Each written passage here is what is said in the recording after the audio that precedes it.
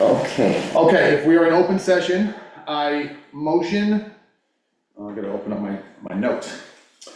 I motion not to go into executive session today due to illegalities of the posting of the 2 agenda items. And I would motion that we solely post the union negotiating contracts tomorrow morning for a meeting sometime in the future after the allowed 48-hour posting window. Second? I think we already have a motion on the floor. No, we don't. No, didn't Melissa say she moved to executive session? I was interrupted, but she started to make a motion. Okay.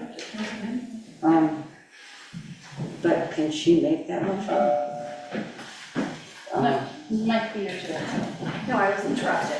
Yeah, That's fine, if you all, I will rescind my motion. However, I am saying that this meeting, both agenda items are illegal to have tonight for an executive session. One does not fit the criteria of an executive session, and the negotiation does not fit the criteria of the timeline of posting. So if you all vote to have an executive session, I will go outside in the hallway or outside, and I will not be involved in this. Okay, So I rescind my motion, and I don't think you Okay. can, I seconded it at 1 minute. I'll rescind if you all wanna have an executive session. I'm just saying that it's not legal to do so. okay, Can I ask a question? yeah, Since we have a lawyer here, is it legal to have the executive session now? I don't know. Point of order, please. The lawyer who's here, and no offense to you, sir, has given his legal advice on other issues, and the Attorney General has overturned his advice. So I do not believe we should be asking legal advice during an open meeting when there's motions on the floor, or multiple motions, or whatever. I think that's out of order. That's incorrect. That's incorrect. That's If I incorrect. can respond on that, so I think there's 2 ways you can approach this. One is you take up the motion that's been made and seconded, see whether a majority of the committee agree with that. If a majority agree, then you would not meet tonight. If a majority do not agree, then you could take an alternative motion to go into executive session and see whether that carries.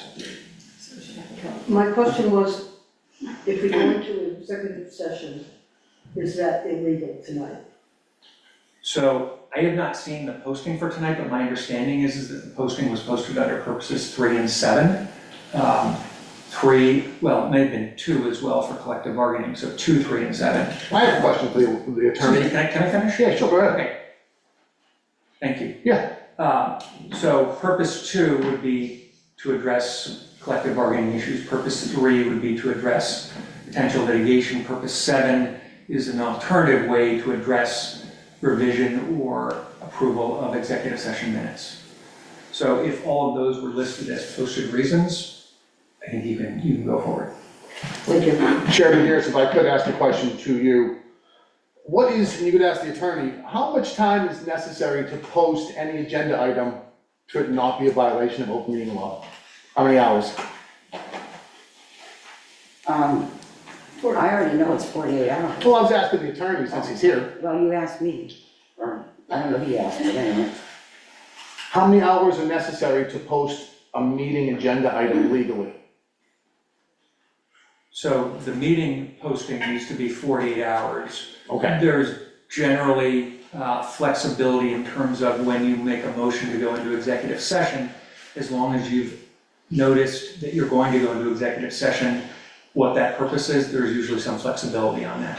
So an agenda item posted 26 hours ago would not be legal under open meeting law, correct?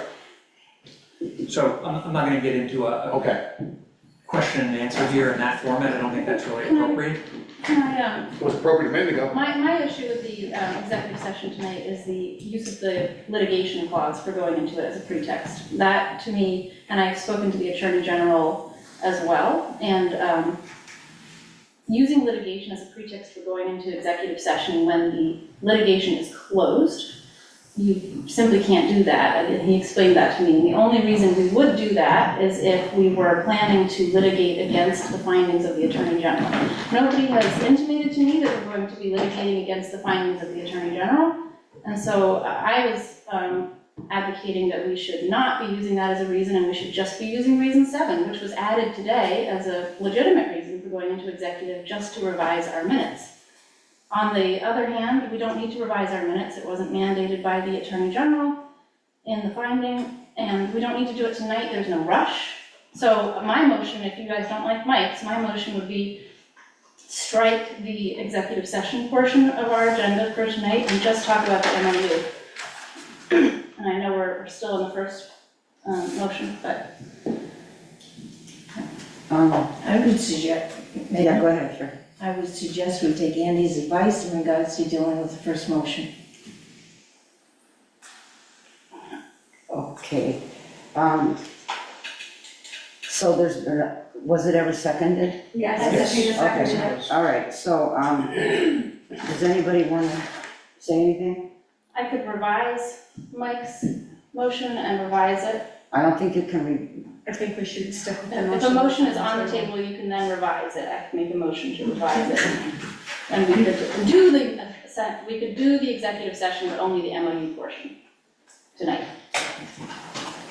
If a motion is on the floor, okay, there can be minor changes to the motion.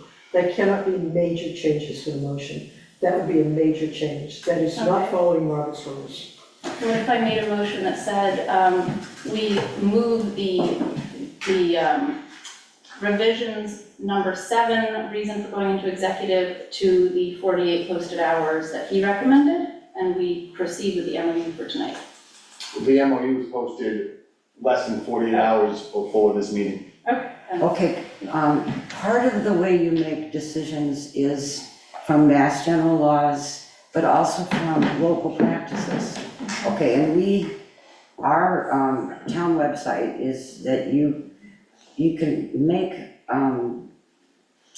edits or whatever you call them, anytime after you've posted it up until the meeting. So those updates were legal by the town website's And the modus Attorney operandi, or General, whatever you want to call the it. Attorney General affirmed that that's true. Well, yeah, because, when you go to look at Robert's rules or Mass General laws, you also got to consider town laws, and that's in our policy book too, that we also look at the town laws, so. I'm gonna record, I wasn't asked if anybody was recording, and I just wanna let you know I'm recording, okay? Just for the record. Oh. Nobody asked, is anyone recording, so I'm just announcing it. Also, people at home can't see what's going on. Ryan, can you help with that? Yeah, they I'm do trying right to now. figure that out, but I thought we Are were. we being recorded right now? We're I'm recording. recording now, just so you know. Are we live right now, may I ask?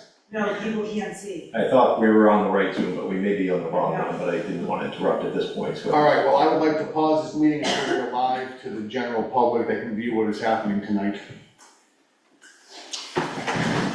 Do we need to vote on that, or am I okay to stop the Zoom for a second to do that, Terry? Chairman Harris? I'm not sure what question I'm being asked. Are we allowed to go live now? Pause. I am, Can we pause the meeting? as without chair, I'm vote? asking, yes. Well, to me, it's common sense if you want to look everybody up. I don't know if you need any legal answer on that. I just need you to say yes. Yes. Thank you. Lately, so to have it smoothly recorded, I think. Okay, we have people joining in. Okay, so we're being Well- recorded. All right. Do I have to re-say my motion for the general public? If the motion's on the table, I can reiterate it. I think that's probably a good Get a idea. summary from the secretary, but that's also on the code. You can just do it. I just want to make sure that we're live. We are. All right, cool. So I did make the motion that due to the 2 agenda items in executive session, one being not within the confines of reason to have executive session, and the second being posted not long enough for the 48 hours before an executive session for an agenda item for public to know what's happening.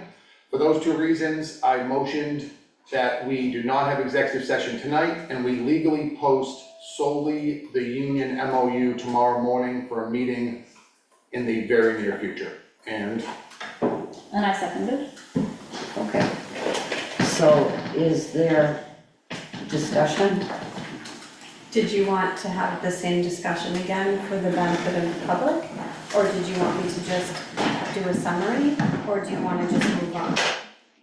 Well, what I would say, because of timing and things like that, I think if we underwent the webinars that the Attorney General recommended to us to familiarize ourselves better with open meeting laws in Massachusetts, that having that webinar information under our belts would be a good way to proceed with any and all executive meetings.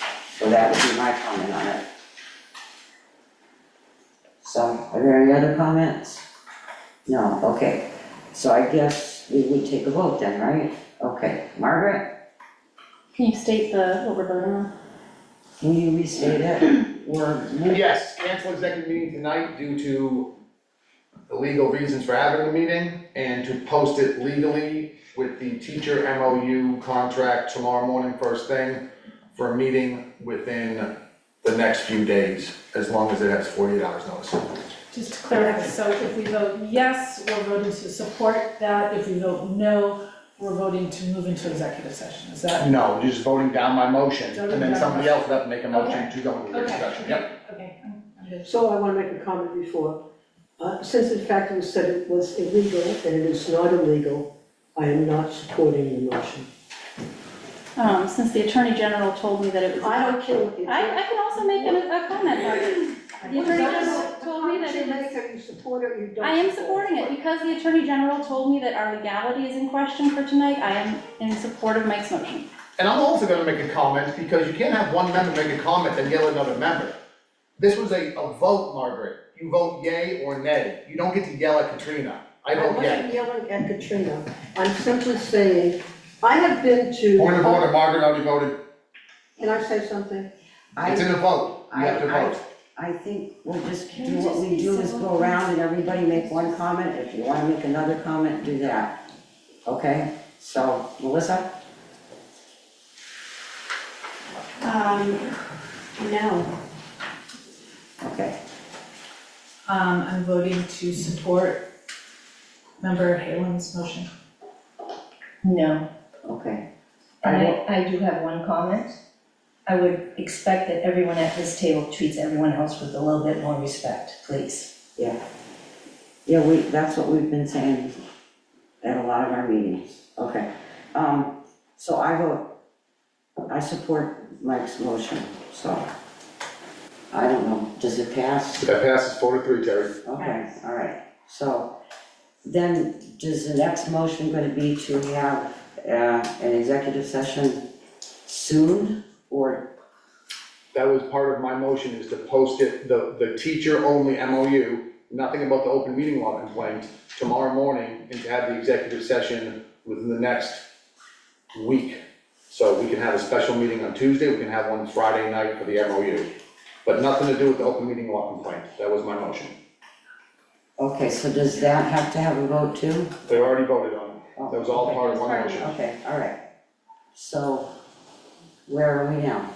That's it. Now we reopen public meeting. Well, we never closed the phone meeting. Who's running this meeting? Yeah, Can I just make a comment, please? sure. If we could all please just respect each other. I feel like emotions have been high for so long, and we must stop. Around the table, we have to be a united front. We do not have to agree, but we do have to be polite with each other, about each other, surrounding each other, respectful. Nobody's asking anyone to be friends outside of here, but I am desperately asking everyone at this table to please be respectful of each other. Okay. All right, so by my vast legal knowledge, we have 25 minutes until the public expects the meeting to begin. Is that- Motion to recess? Is that okay? Yeah, all right. Would you like to vote on it? Yeah, can we roll call or? You know what? I also think everything we should do by roll call vote for a while, just until we, oh, could I say a couple of things, some data about, our, the way we discuss things and disagree on things.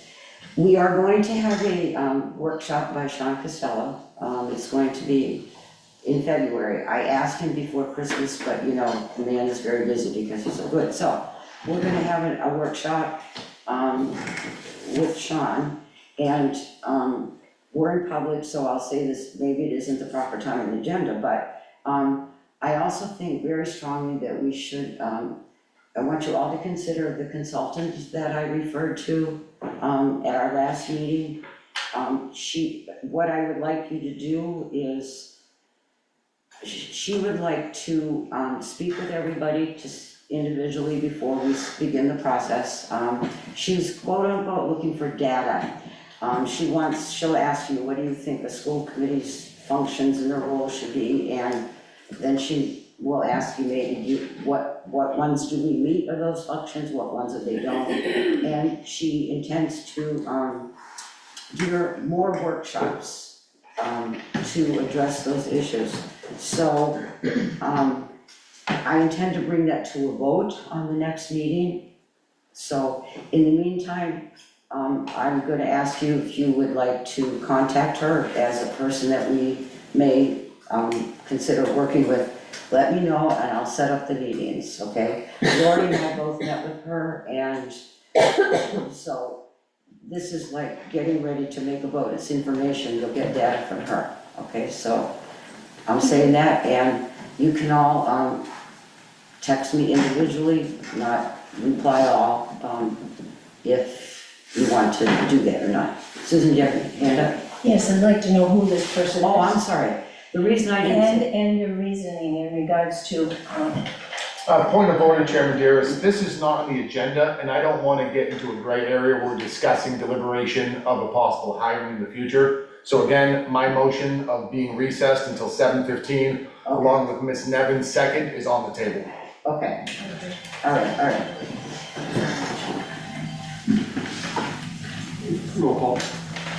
We can do roll call. To do what? To go in the recess. Oh, okay. Yes, recess. Yes? Yes, yes. Yes. yes. Okay.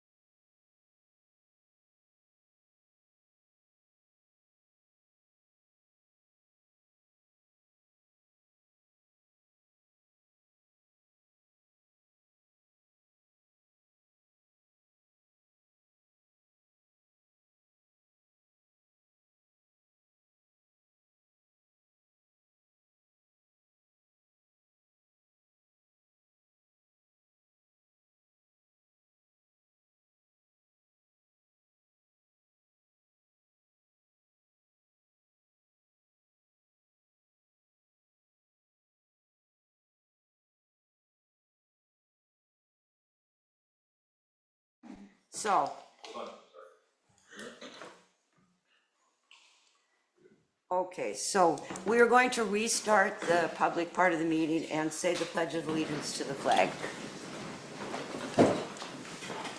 I pledge allegiance to the flag of the United States of America and to the republic for which it stands, one nation, under God, indivisible, with liberty and justice for all. Okay, I will read the recording statement. This meeting of the Falmouth School Committee is being recorded in accordance with Massachusetts open meeting law. Anyone who wishes to make an audio or video recording of this meeting must first notify the chair. Is anybody making a recording? Okay, so no one is making a recording. All right, so, Margaret, would you mind reading the mission and vision statement? The Falmouth Public Schools create world-class student learning experiences. Our Clippers are empowered to pursue their goals with curiosity, integrity, and resilience. The vision: Clippers are creative, inquisitive, and engaged learners who participate in their community as socially responsible citizens. Clippers effectively communicate and solve problems that impact the world around them. Thank you. You're welcome. Next, we will hear from our student advisor. Thank you.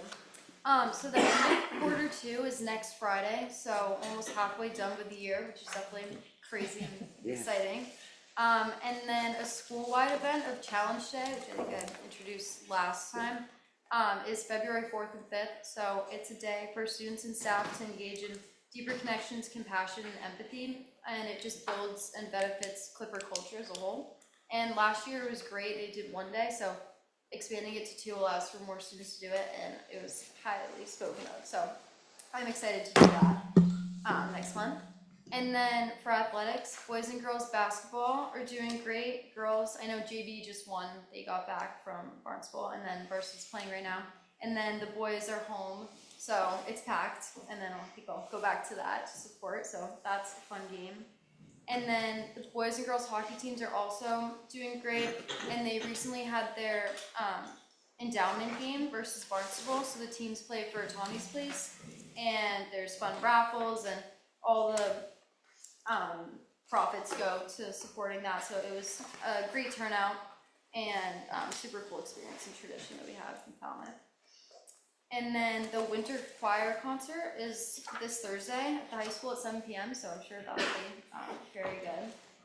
And then for seniors, we're finalizing our senior trip in June, which will be a Red Sox game, which they did last year, but that's very exciting to think about. And then juniors and any underclassmen that would like to go, there's college planning night on January 22nd. So to start that process is good. And then Falmouth Theater's production of James and the Giant Peach is happening. I believe the show will be in the spring, along with Legally Blonde, so that's another thing to look forward to. And then lastly, the foreign exchange program is an option for this summer for freshmen, sophomore, and junior Clippers looking to do that, so I think that's super cool, and hopefully someone does it and they can report back on their experience. Thank you. Can I make a comment about Challenge Day? I did that last year, and I think we've all gotten an invitation to do it. You need a lot of adults, you just need a lot of adults. It is blow out of the water fantastic. You must hear that, the people that went. It's just an incredible experience. Whoever goes, you just need to, whoever goes, you just need to know it. You have to opt in for the whole day, and that's a lot to ask. But the kids have to opt in. No phones. They have a lot of things that they opt into. And the reason it's good, I'm going on and on to try to drum up some more volunteers to do it. The reason it is so good, in my opinion, is it's a total diverse population. I mean, it's kids who are good at sports, it's kids who, it's just a really, really diverse population of kids, so it affects a lot of people. Anyway, so if you have a free day, I would recommend it. Yes, Margaret? I would recommend you don't do that because I have volunteered for it and I received an email already that there are so many teachers volunteering for it that community members are not able to go. So I did volunteer for it. I was accepted, but then I got the email that too many teachers have volunteered, and so I'm not going to go. Oh, that's too bad. I signed up last year. No, I'm just letting you know. Very popular, yes. Yeah, Mike? I have a question not related to Challenge Day. The Red Sox game, do you all go individually or do you have a bus? How does that work? Take buses up. Oh, you do? Yeah, and then it's actually 2026 night, so we get shirts from the Red Sox, so very excited. Yeah, it'll be fun. They had a great time last year too. Alright. Thank you for covering all those bases. Thank you. Okay. And you can stay if you like. I didn't get the sign up sheet. Did you sign up? Anybody? Oh, okay, but let me make the statement first then, yeah, okay. Thank you. Okay. Public comment will be limited to. Okay. Public comment will be limited to 20 minutes. Members of the public are welcome to speak during public comment. Comments will be limited to 2 minutes in length. Due to open meeting law, the committee cannot respond or act on public comment. Additional comments and feedback can be submitted by email to schoolcommittee@falmouth.k12.ma.us. Okay, so, Megan? Thank you, Sharon. Melissa, are you gonna do the clock? Working on it. Hold on, stand by. Sorry. And Terry, are you okay with starting after I say my name and address? Okay, for my time, thank you. That's usually what I do, just so you know. Not in my experience, it's not. Okay. Okay.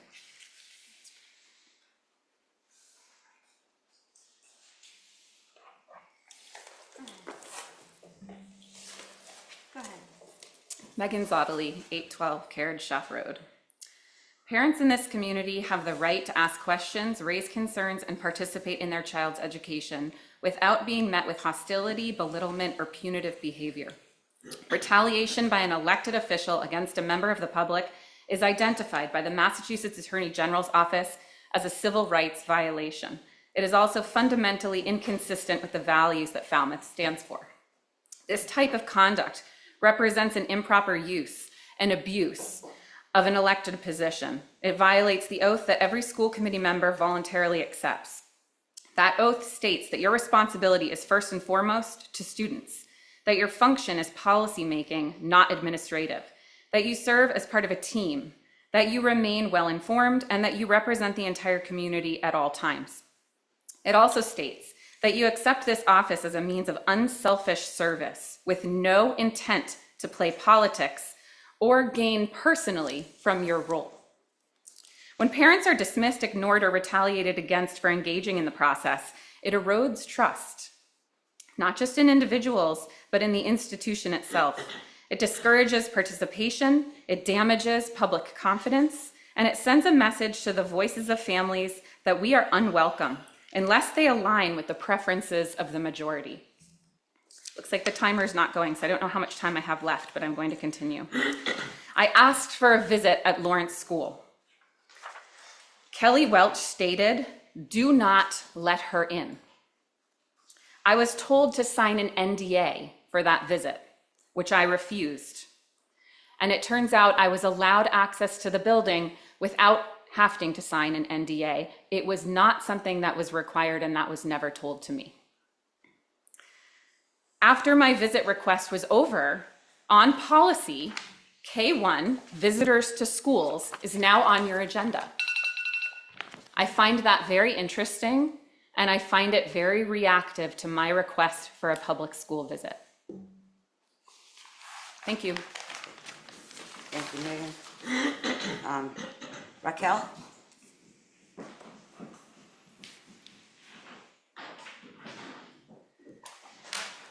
Hi, Raquel Russell, Hayway Road. I didn't know Megan was going to speak to this, but I just kind of was briefly looking at the first read on your visitors to the school policy as well.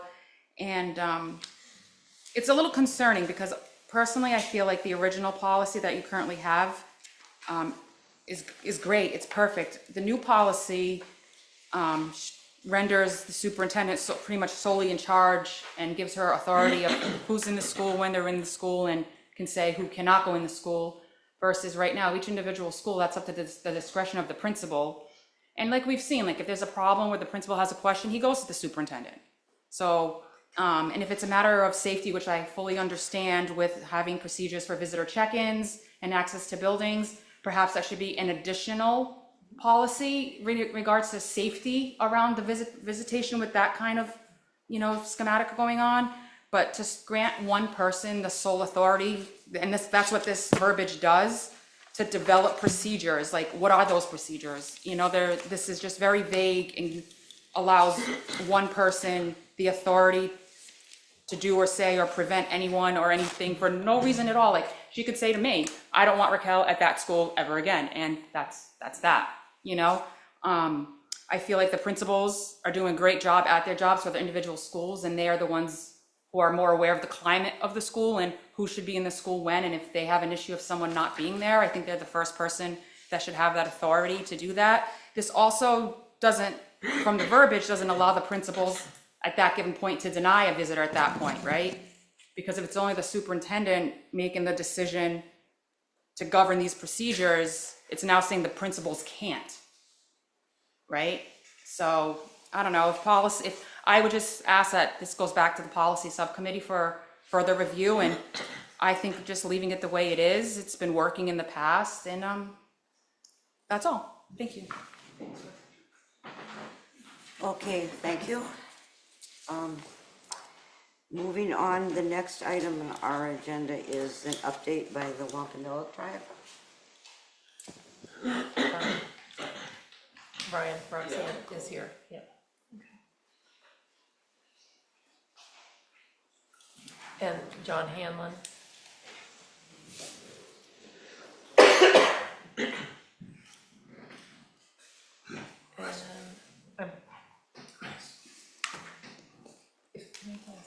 Me?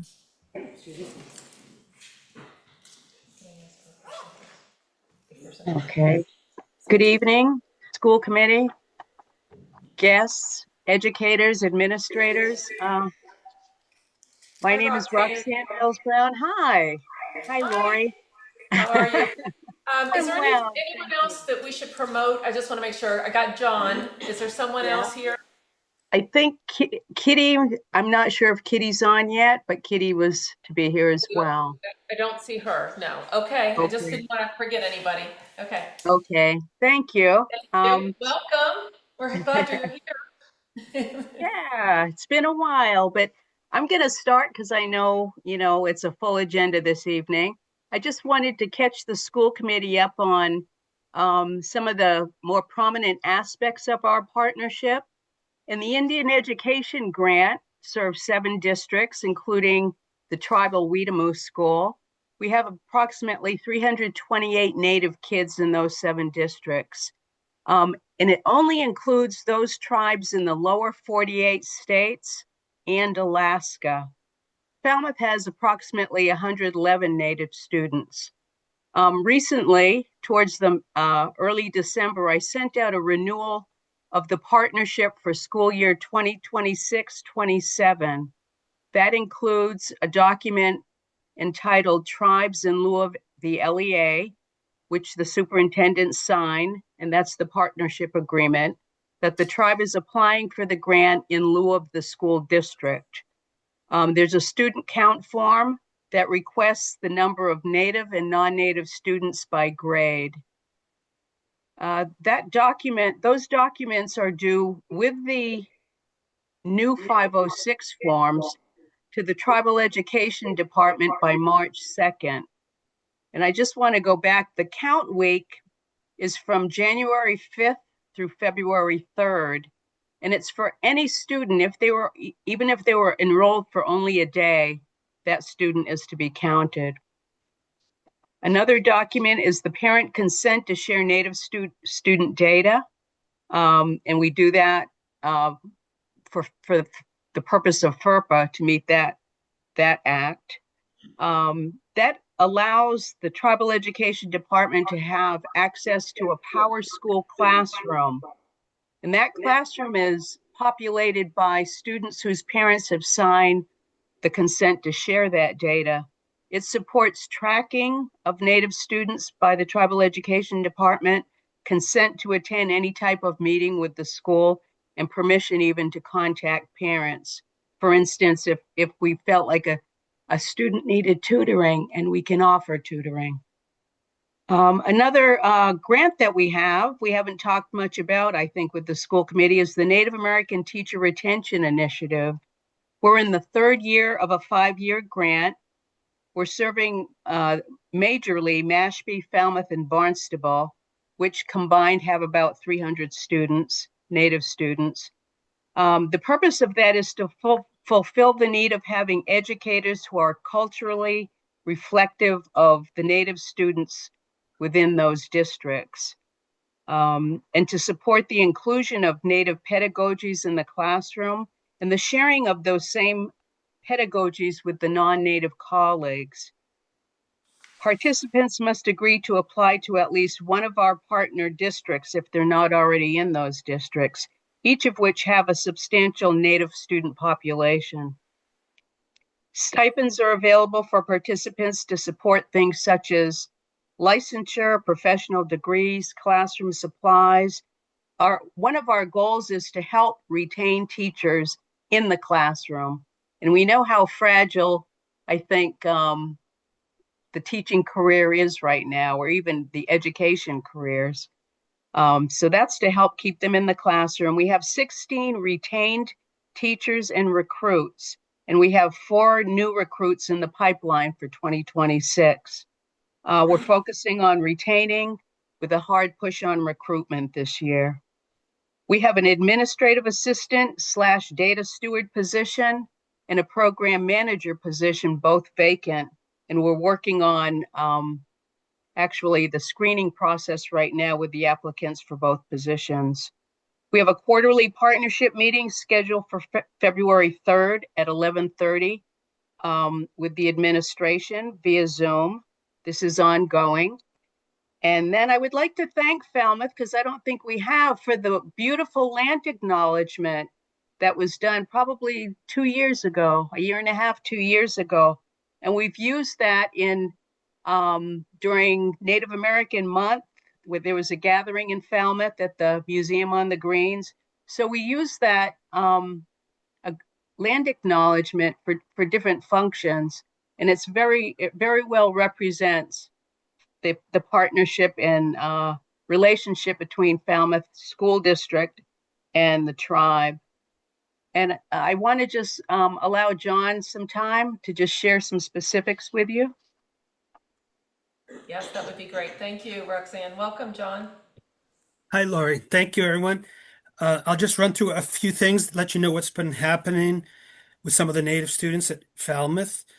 We continue to have the lunch groups meet with Darius at Morris Pond School every week. I meet with students at the high school once a month.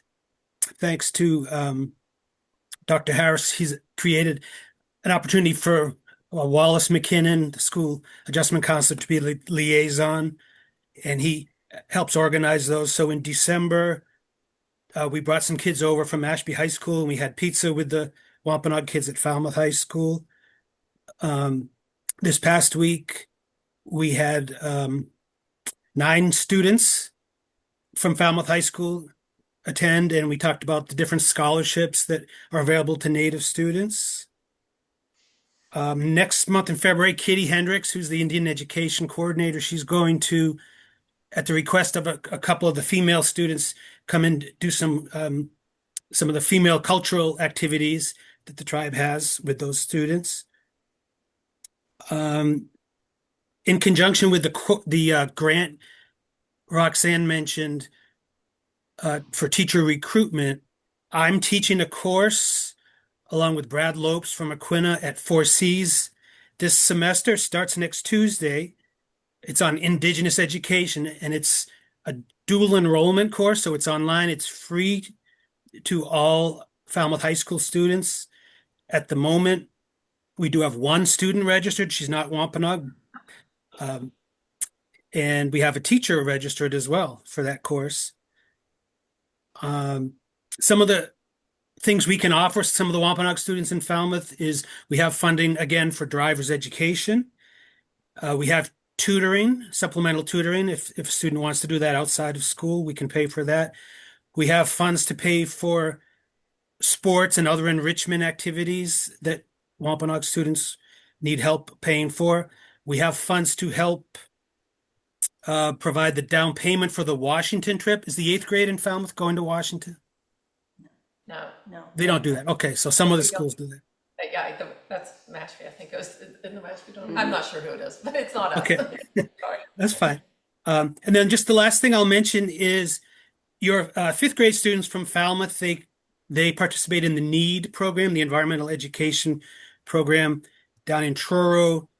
And I know 30 years ago when I taught at Morris Pond, we used to stay for the week with the kids, but now I guess it's more of a day trip thing. And I was talking to Ellie, who runs that program, and she was saying that for 2 weeks in March and 1 week in May, they're going to try to do it more local in the Falmouth area with the kids. So she's asked us to contribute there. So we're going to try to set up on one of those days, like a morning or an afternoon where they can learn from Kitty and I, Kitty and me,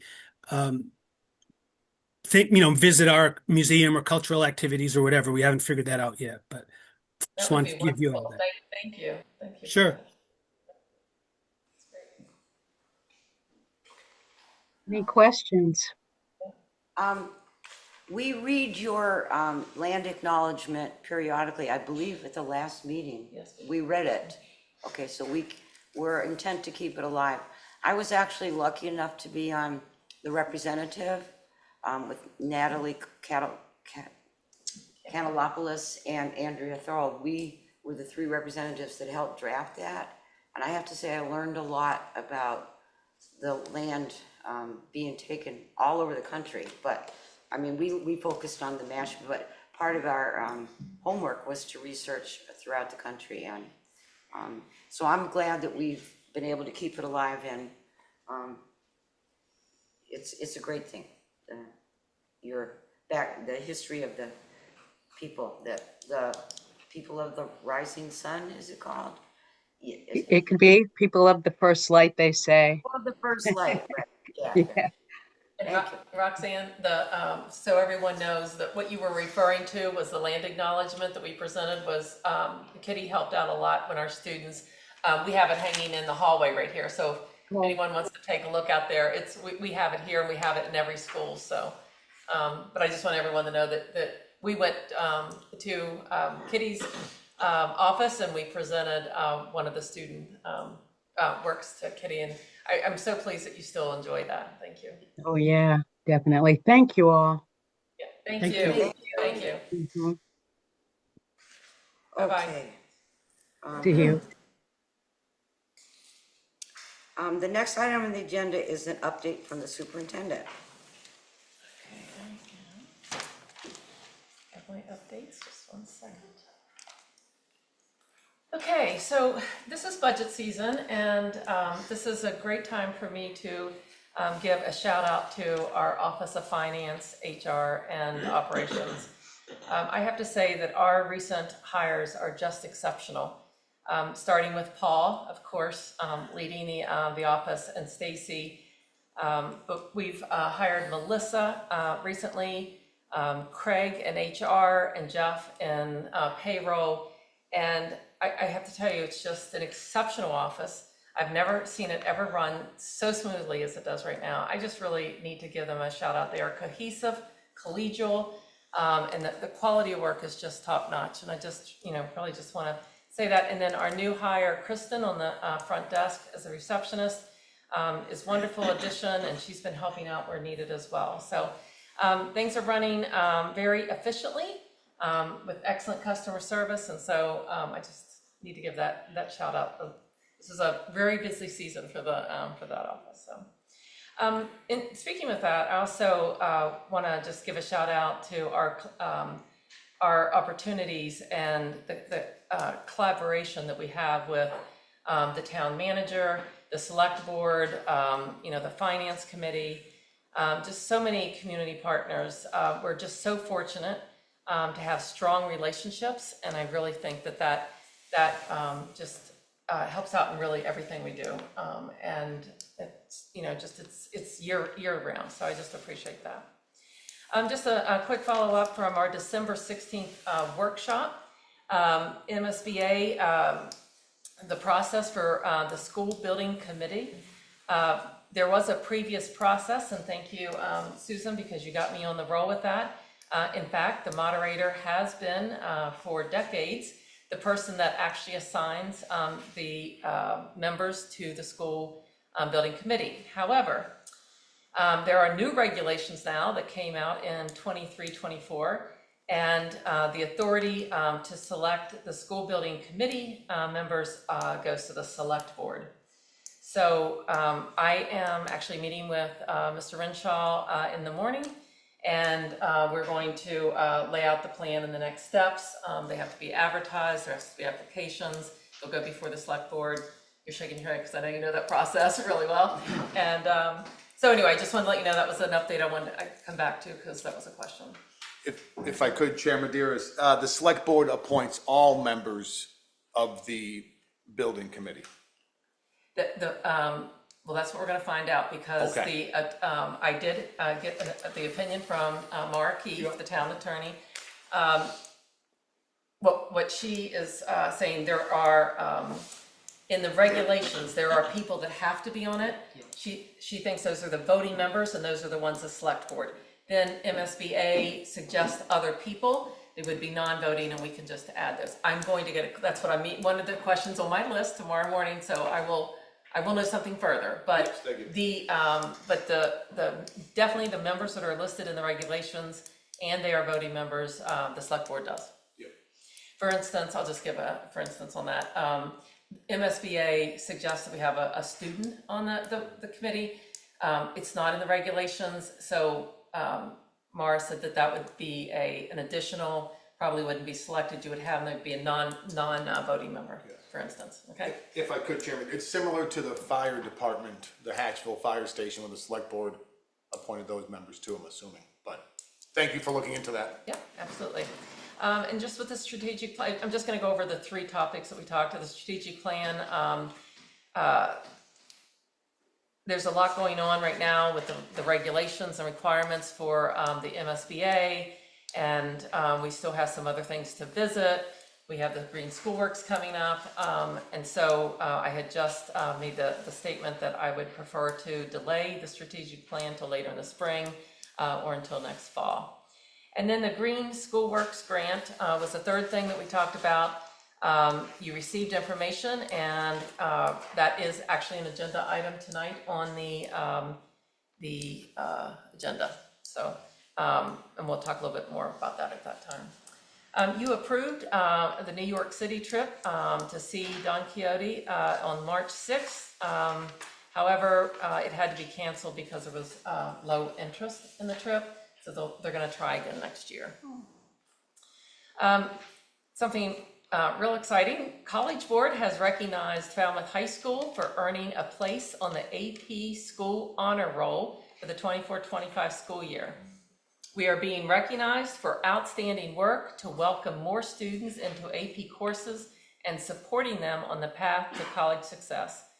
Research shows that students who take AP courses and exams are more likely to attend college and graduate on time.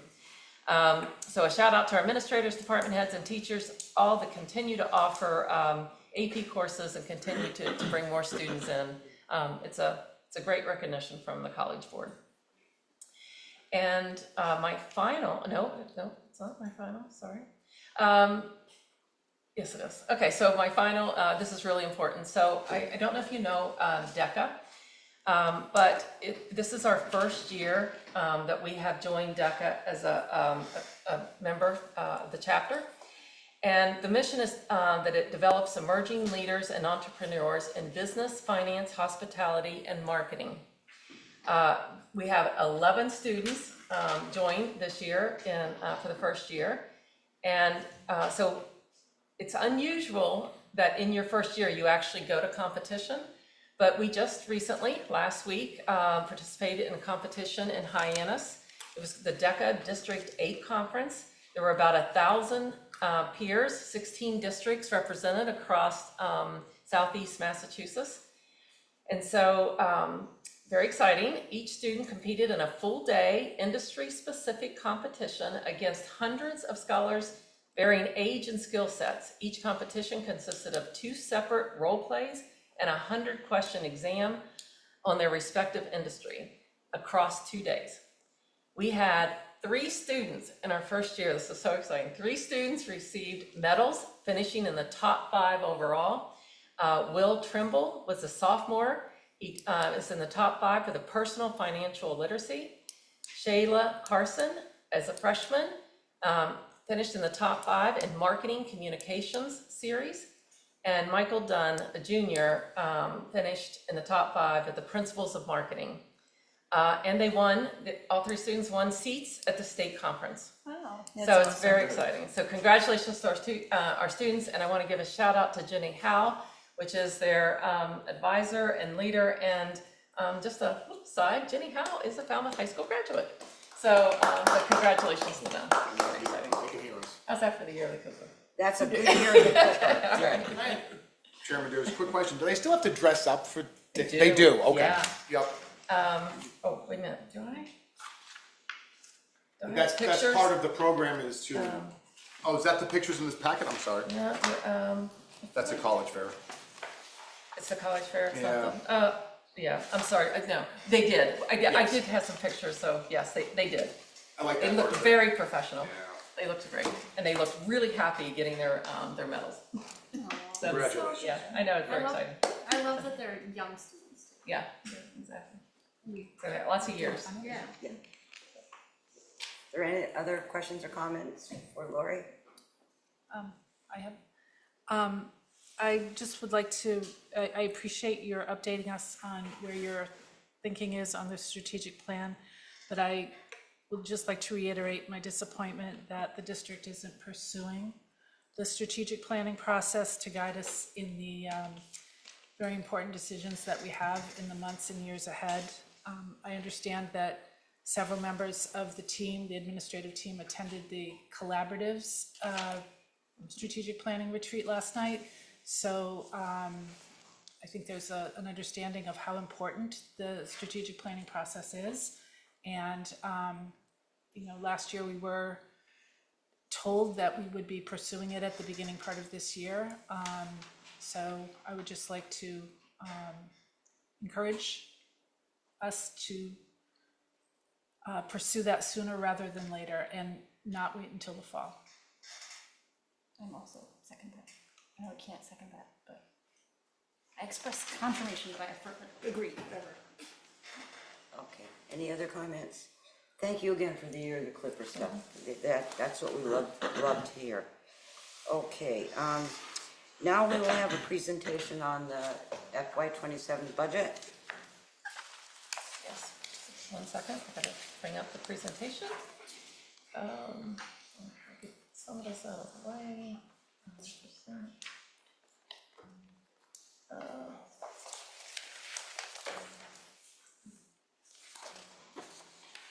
Okay, why is it not moving? The purple button. Ah, thank you, I'm sorry. Okay. Yeah, on my screen, the people are hiding that. Okay, so this is the exact presentation that we presented in December. We presented for the PTOs and councils last Monday night and last Wednesday night. It was very positive. There was a few questions. But no, let you know up front, there were no suggestions of making anything different for the budget to make anything, but they were all very appreciative and good discussion. Would you agree, Paul? Yes. Okay. So now if I can move. Is it not? I'm sorry, why? Oh, there, okay, it's just different. Okay, so as we said, that we always start with the mission, vision, and core values, which really culminates into the Clipper experience. Then we, which really flows into our district framework for student success, which is our strategic plan. It's a collaborative process. We work year round with the town so that they understand our needs all through the year and that there's no surprises during the budget season. We identify the student needs and then we align staffing to meet those needs, align the budget with priorities. This is very important. We always start with student needs and then we align the budget. We do not start with a specific amount and then try to fit within that budget.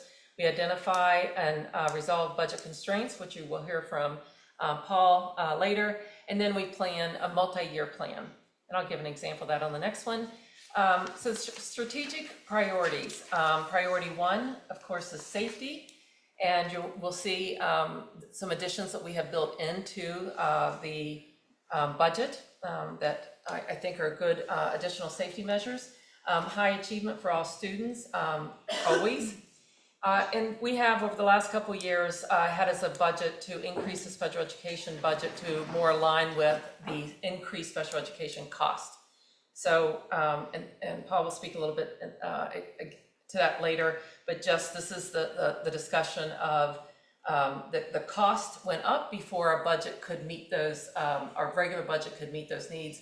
We've had to,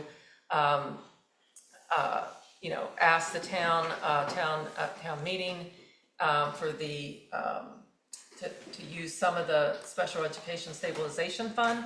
But over the last year and this year, Paul's been able to move the cost into the budget with the town's support, so that we think you're going to hear Paul say we think we're in a position now that next year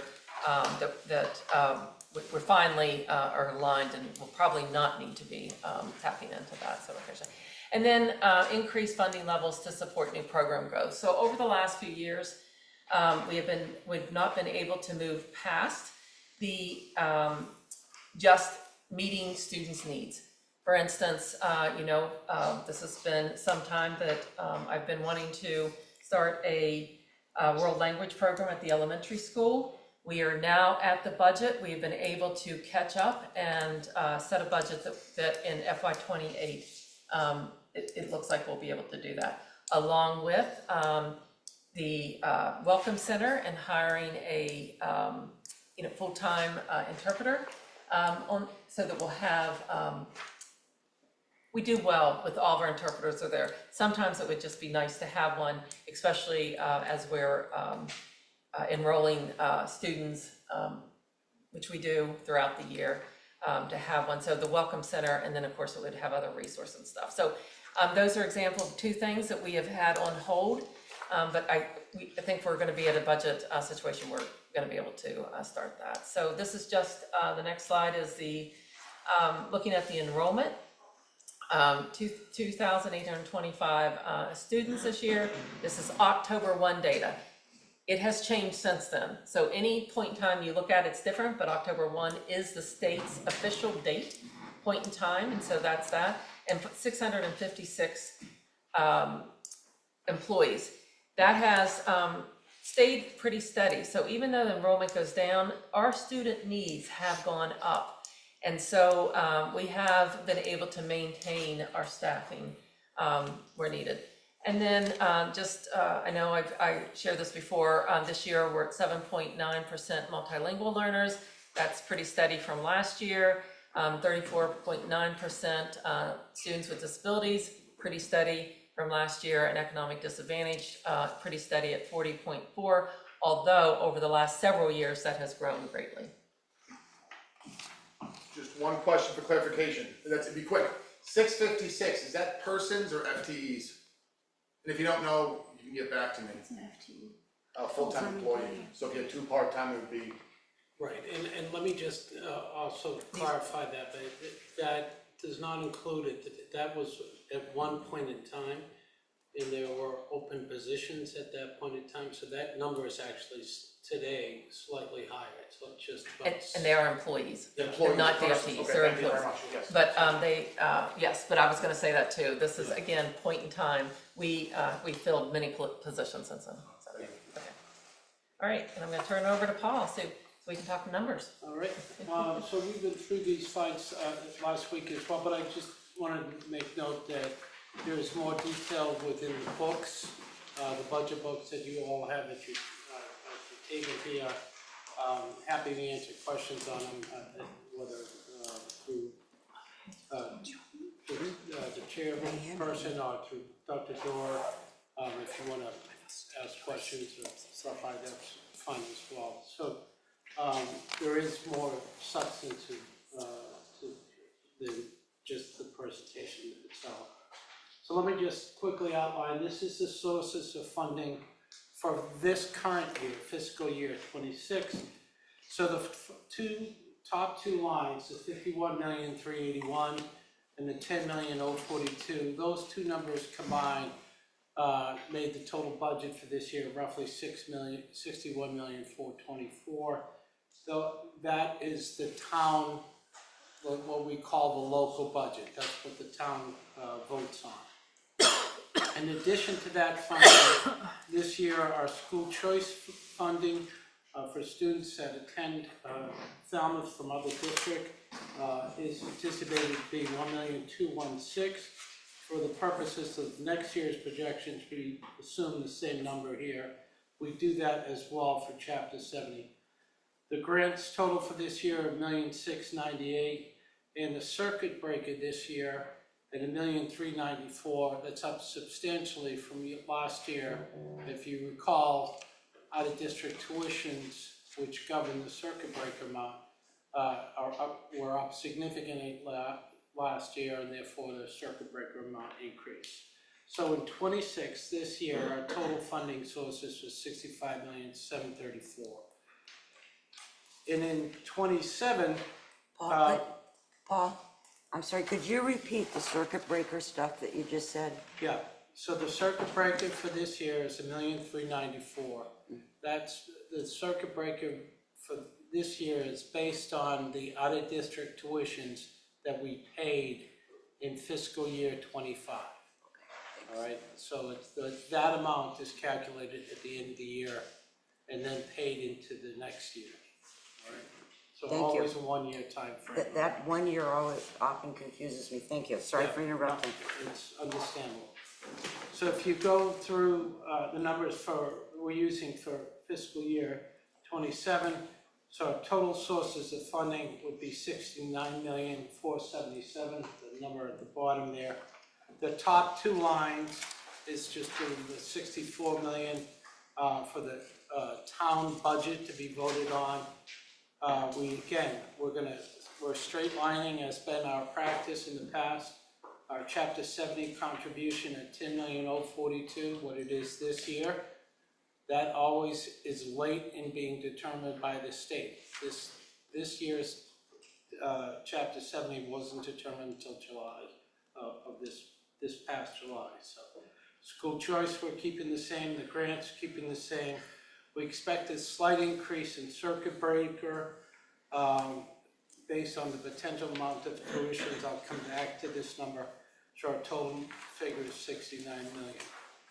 Our budget realities, the things that most influence the numbers here, are the Chapter 70 funding that is increased slightly and roughly $400,000 in fiscal year 26.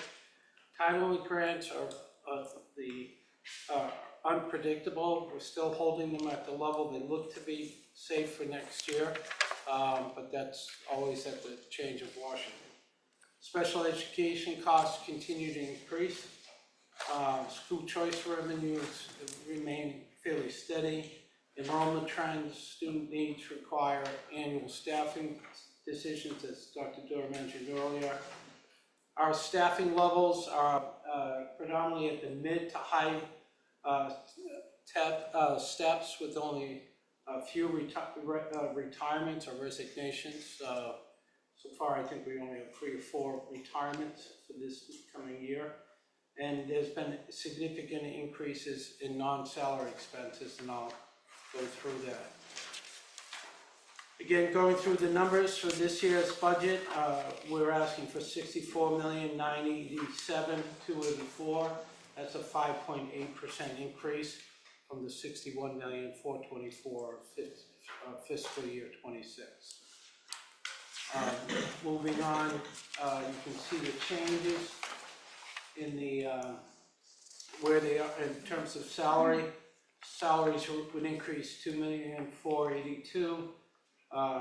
That's about a 4.8% increase in salary. That's largely reflective of the expected COLAs and step changes that have occurred with our employee base. It's not new hires. This is just existing employee COLA-based increases. And on the non-salary side, and I'll go into the detail on the 1,080,000, that's about an 11% increase. The total dollar amount of the increase was at 3.562 million. On the major movers on the budget, contractual increase in the busing is 56,000. As Dr. Doerr mentioned, this is the second year now we've been increasing out-of-district tuitions, out-of-district transportation, and special ed contracted services, all of which have been significantly up over the last couple of years. Out-of-district tuition, we're looking for a 200,000 increase, 250 for out-of-district transportation, 250 for special ed contracted services. That's largely psychological assessments and therapy help for students that's done outside of the district staff.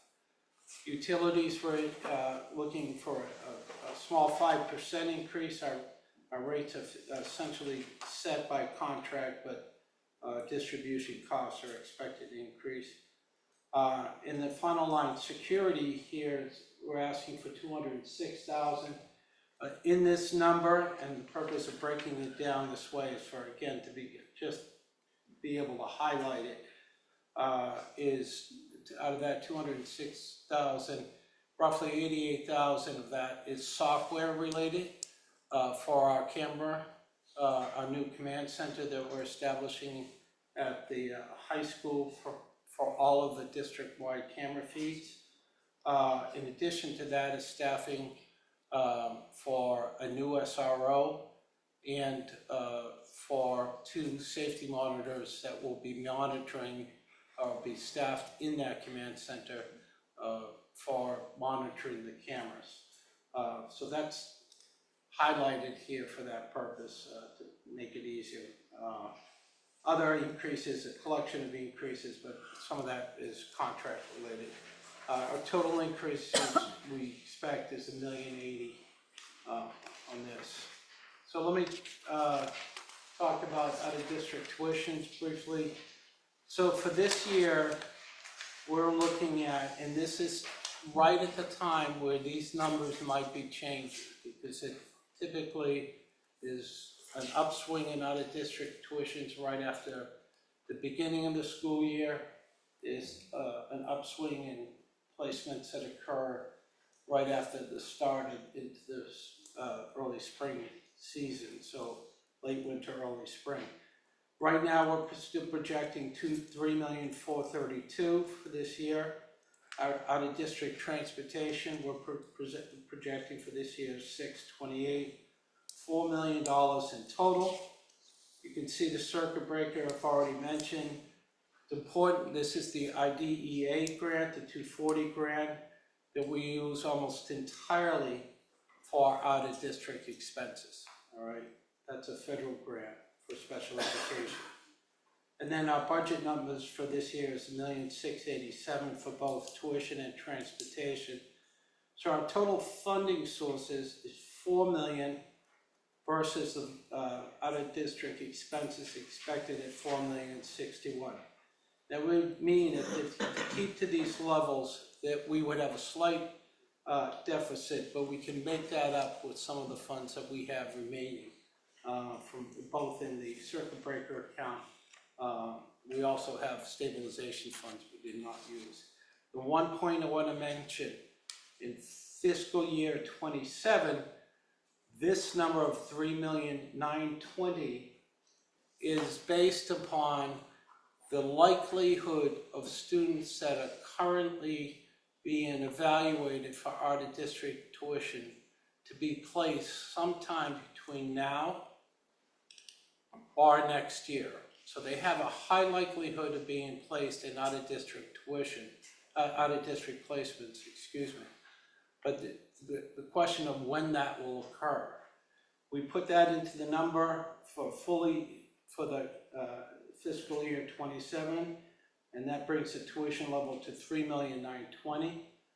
The out-of-district transportation number we haven't changed is because the schools that these students are likely to be placed at are schools that we currently have students at. And so their transportation would be shared with these students, so it wouldn't increase our transportation costs. We evaluated these students on a case-by-case basis. So our total expenses would be $4,549,000. The circuit breaker amount, we would actually increase if these students are placed anytime this year. So we put an assumption here that this may increase. The 240 grant stays the same at 920. The budget number reflective of the increases I just outlined would go to $2,137,000.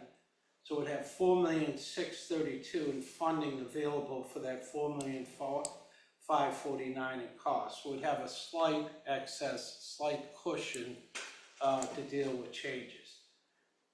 Just want to remind everybody, these numbers can change and they can change quickly. So these are estimates, best guess, thoroughly reviewed by staff, and we do this at least monthly, oftentimes multiple times a month. This number is watched closely because it has a big impact on the budget. But I just want to say this is, I think with these increases that we've outlined, again, a second year of these increases, first in fiscal 26, now in 27, that we have enough funding here to cover what could transpire next year for other districts. So in summary, we're asking for a 5.8% increase for the fiscal year of 2027. And we will be asking the school committee to vote on that at the next school committee meeting. And that's the presentation. Thank you, Paul. Okay. Next. Are we doing questions? Oh, I'm sorry. I have questions. Okay, I didn't look around, I'm sorry. But Margaret, we go around, all right? Margaret? Nope. Okay. I think I've asked this before, Paul, but the 5.8% increase, last year we had a 5.5% increase. And I think I've asked before, but given how changeable the numbers are and how unpredictable things, what's your best guess? Are we gonna still be asking the town for a 5-point-something% increase every year, or will it plateau at some point? And the reason I'm asking is, of course, because we have so many large requests coming up. I'm just wondering whether the town is gonna be getting this from us as well every year. I think we're at the high end of future year request at a 5.5. As in it won't go above that, but it might be around there every year? Or, yes, or below that. I think the budget has to be in reality with the entire town, but I think we have to look, I don't want to forecast that number. Sure, But I think this would be a maximum number that we could ever see going forward. That being said, the town's budget is going up, if voted on and approved, is 5.8% increase. We are right at the town level of increase. And if you look at the school budget as a percentage of the total budget, our budget as a percentage of the total has been declining over the years. Okay. All right, so it has not gone up, it's gone substantially down. Okay. So, We were significantly below the town's request of an increase last year. I was just reading in the paper that they have a budget shortfall that they're dealing with, so I wanted to ask that question. and I'm sensitive to that, that very thing, but that's why I qualified the comment, yeah. Thank you. Usually I don't go out of order, but Sue's on the budget committee, so. Sue. No, I'm just curious, Paul, in regards to about what percentage are we of the town budget? Yeah, and I'm gonna come back to you with an exact answer, but I think it's around 35%. And just interesting to note that during my tenure, at one point, it was over 60%. Yeah, exactly. In many towns, a school budget could run in the 50% range. Mhm. So that number has been, we have been trending downward. At the last time, not this past, the last budget meeting, I did give those percentages out. We were kind of rushing at the end, but that gives the year-to-year percentage of the budget. And So we've been doing our part. Yes. That's reassuring, thank you. Yeah. Okay, Mike? I have three questions. The first might not be budgetary, but on the first thing, this framework for success, isn't this not similar to a strategic plan? I don't get the difference. It is, it's like the executive summary of a strategic plan, and that's the front facing of what districts do. Behind the scenes, there are some action steps, not behind that, but administratively, we have our action steps to make sure we realize that. But if you read through that, you'll notice that it's aligned to our district goals. Many times when I speak to the action steps, they're directly because they're in that strategic plan. So you're absolutely right, Mike. So, again, this might not be the place, but could this then be put into a strategic plan with the company? And I will pull that question back until it's appropriate, because it's a budgetary question. So I pulled it back. But now my next question is for either Lori or Paul. I'm curling all these papers up. I have 3 schools, I think Mullenhall, East, and North Falmouth. You see where it says reading? They're all about the same. It says reading software, East Falmouth reading software. Is that the iReady stuff? What is that software?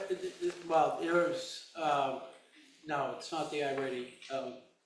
There are software programs that are allocated depending on whether the school is an elementary school, whether it's an intermediate school, and so on, software.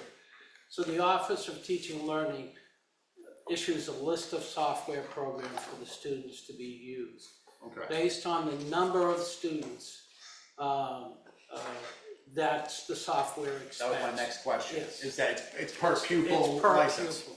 It's all the same software, or is it different software but different schools? It's different, it's Okay. the same software for elementary schools, additional software for intermediate schools for Morris Pond, different software for Lawrence, and different software at the high school. The price differential is per pupil license. Yes. All right, and my last question is way in the back.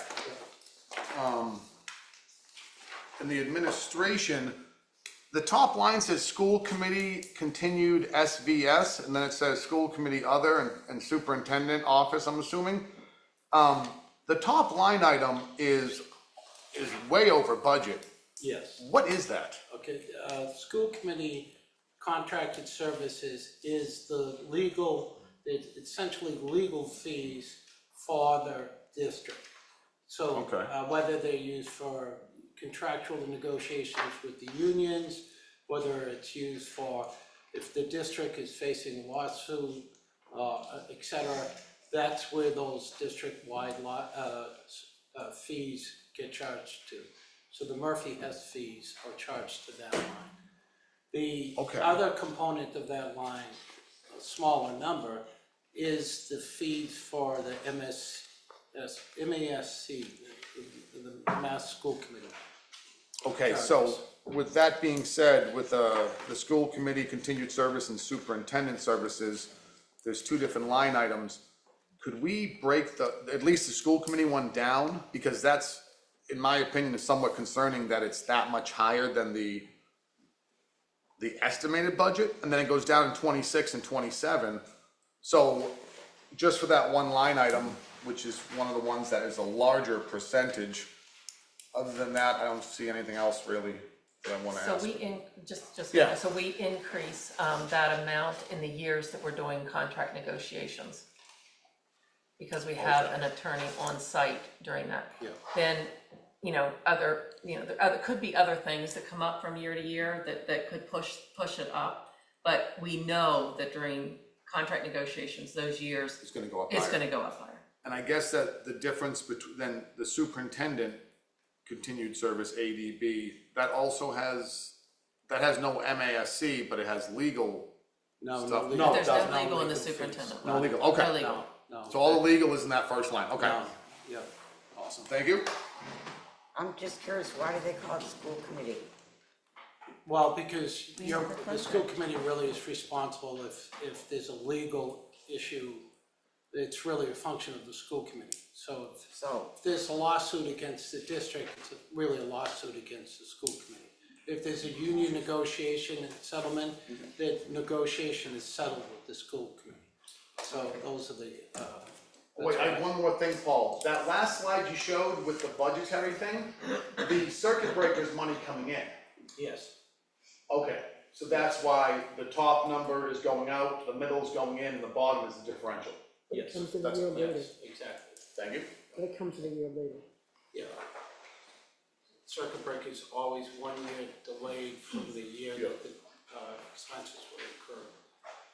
And just as an overall picture, I think just keep in mind one thing.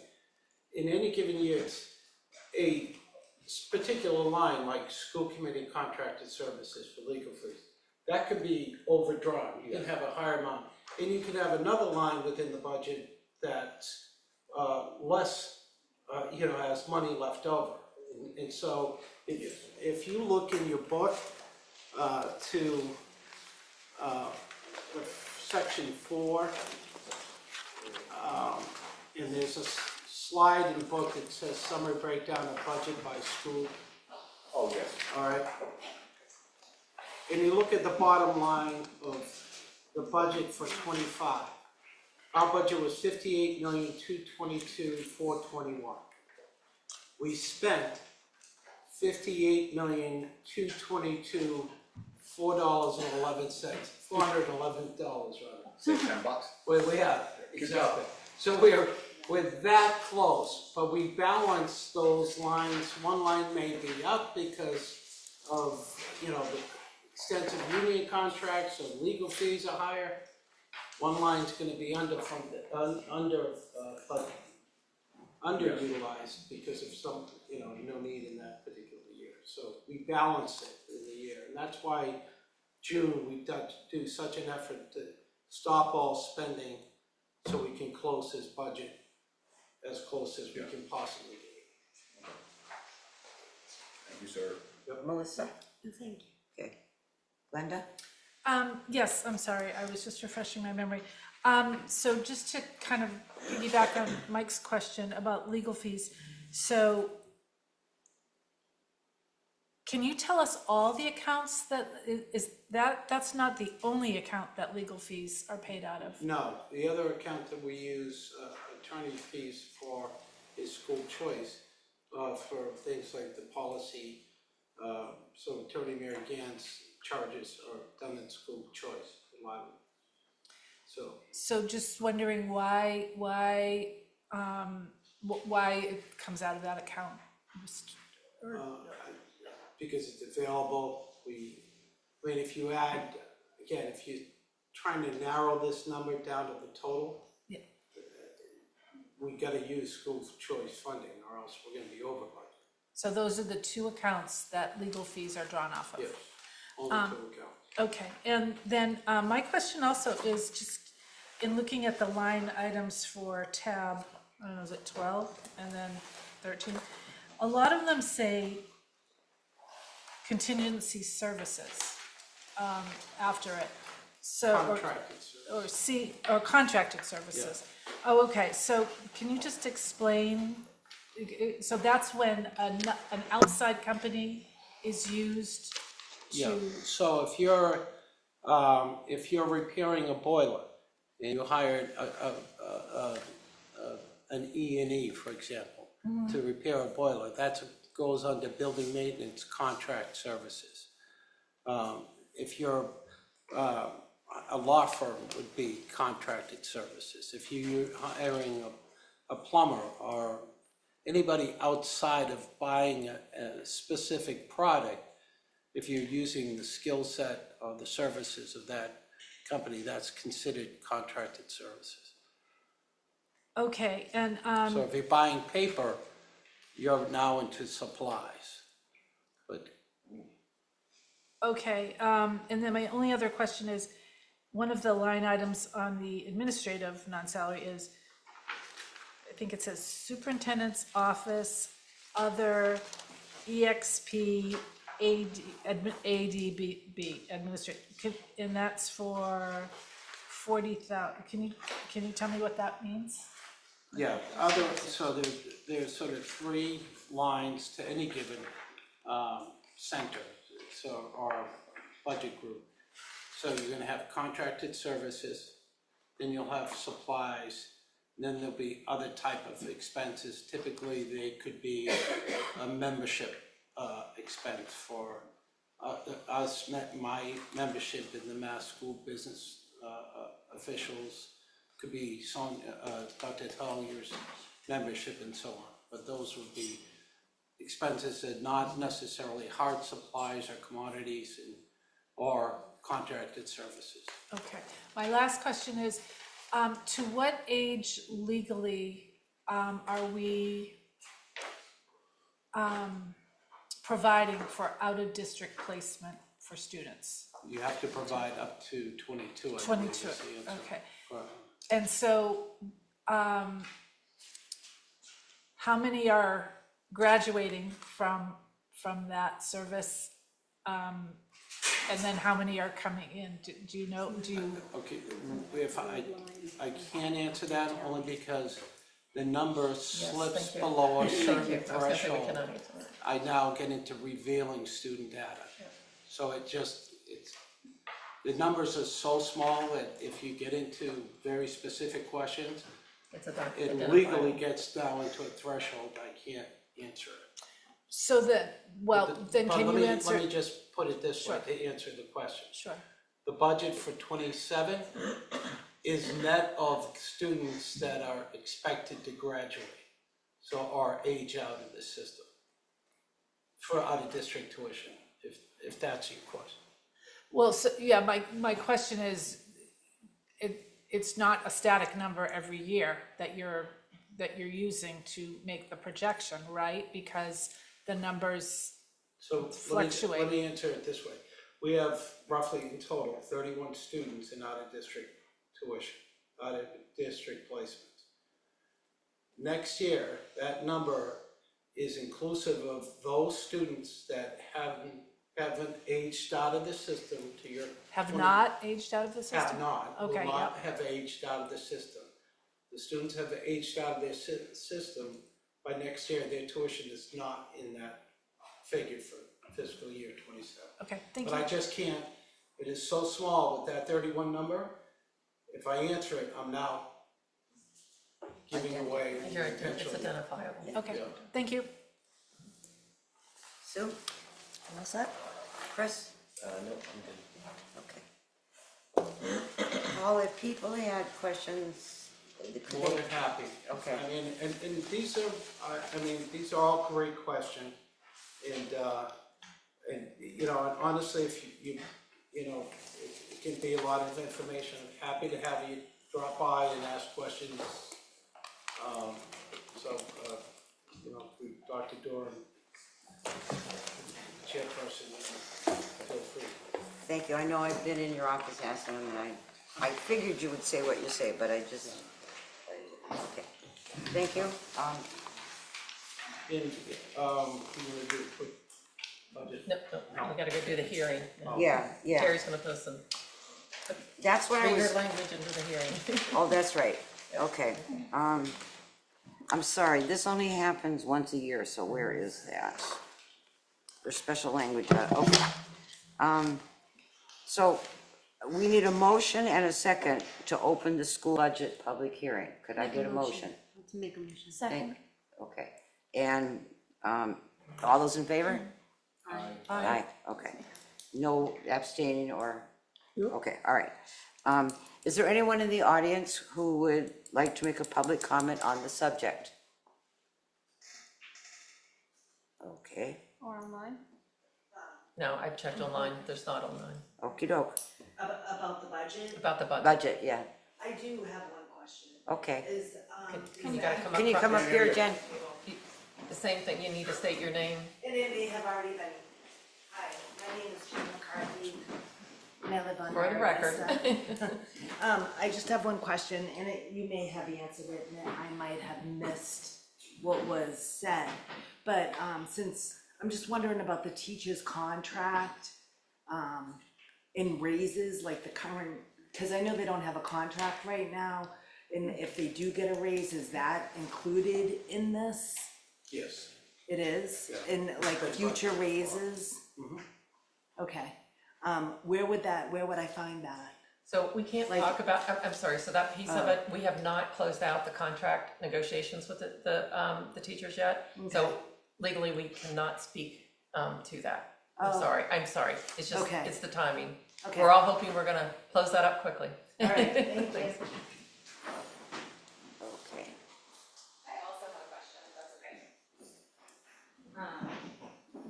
Megan Zottely, Carriage Shop Road, just about the budget, you know, I can't see your breakdown for the graph, but if you are over budget for attorney fees, and legal fees, and you can be identified in a lawsuit individually, and you're recontracting with attorneys who are advising you against Attorney General recommendations, I just have a question about hiring attorneys, going over budget with attorneys outside of a contract year, and would like further review about that specific area and about the legality and recommendations that the attorneys gave to see if they're giving advice that's legal, because the town is paying for that service.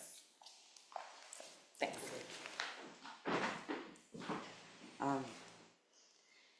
Do we need to delineate how that information would be dispersed, or? I'm not sure. I think that would be outside, that would be outside of the budget, Yeah. what we're doing right now. Exactly. Okay, I know it's a future thing, I just wanna make sure that we have some direction for that. Or, I'm not sure. We're not, I think we need to do some work on that, I don't think, nor should we be responding to that one. okey doke, all right, The other one was a budget question. okey doke, Yes. all right, thank you. Okay, any other questions from the public? Okay, then I need a motion to, Do you have a question? I just had a question, it was a good question for Paul, I just wanted clarification. I think it's on 12, Paul, it's like the page before 13. And I noticed this, and I just want clarification, I think I know the answer, but way in the bottom, and if you can't give me the answer because the numbers are so small, I accept that. But the private school out of district was way under budget, good job with that. But then I feel like that under budget went to the line 2 down, the out of district collaborative, or something to that effect, am I right? Yeah, but it really becomes, the best way I can answer it, if you go back to the presentation. Yes. So if you look at that, out of district tuition, Yep. So the funding sources are 3 funding sources: circuit breaker, the 240 grant, and the budget line. Yep. So it is really how we allocate Okay. the tuition payments and which ones we pick. Yes. There's no real science to it. We pick the most expensive ones to allocate to the grants because it's easy to allocate that to a grant and fill the line quickly. It's no Grant science plus the to it. budget off, okay. Yeah, it's just, so that line gets, for DESI purposes, you have to break out reporting wise. Yeah. What you pay for collaborative, what you pay for private schools. But it's all out of district. Yeah, but it's all out of district. With that, I'll make a motion to accept. Second. Or to close. To close, To all right. close the hearing. To close. All right. Yeah. okay. All those in favor? Aye. Any abstain or opposed? Motion. Okay, thank you. I would like to, Well, he's gonna give a budget update next, and then. Then do it. Yeah. Yeah, Paul wants to and give a budget. it's very quick. I'm gonna just pass up my color sheets here because I know Mike likes them. Paul, I want to say, this binder is your best work yet as far as the color goes.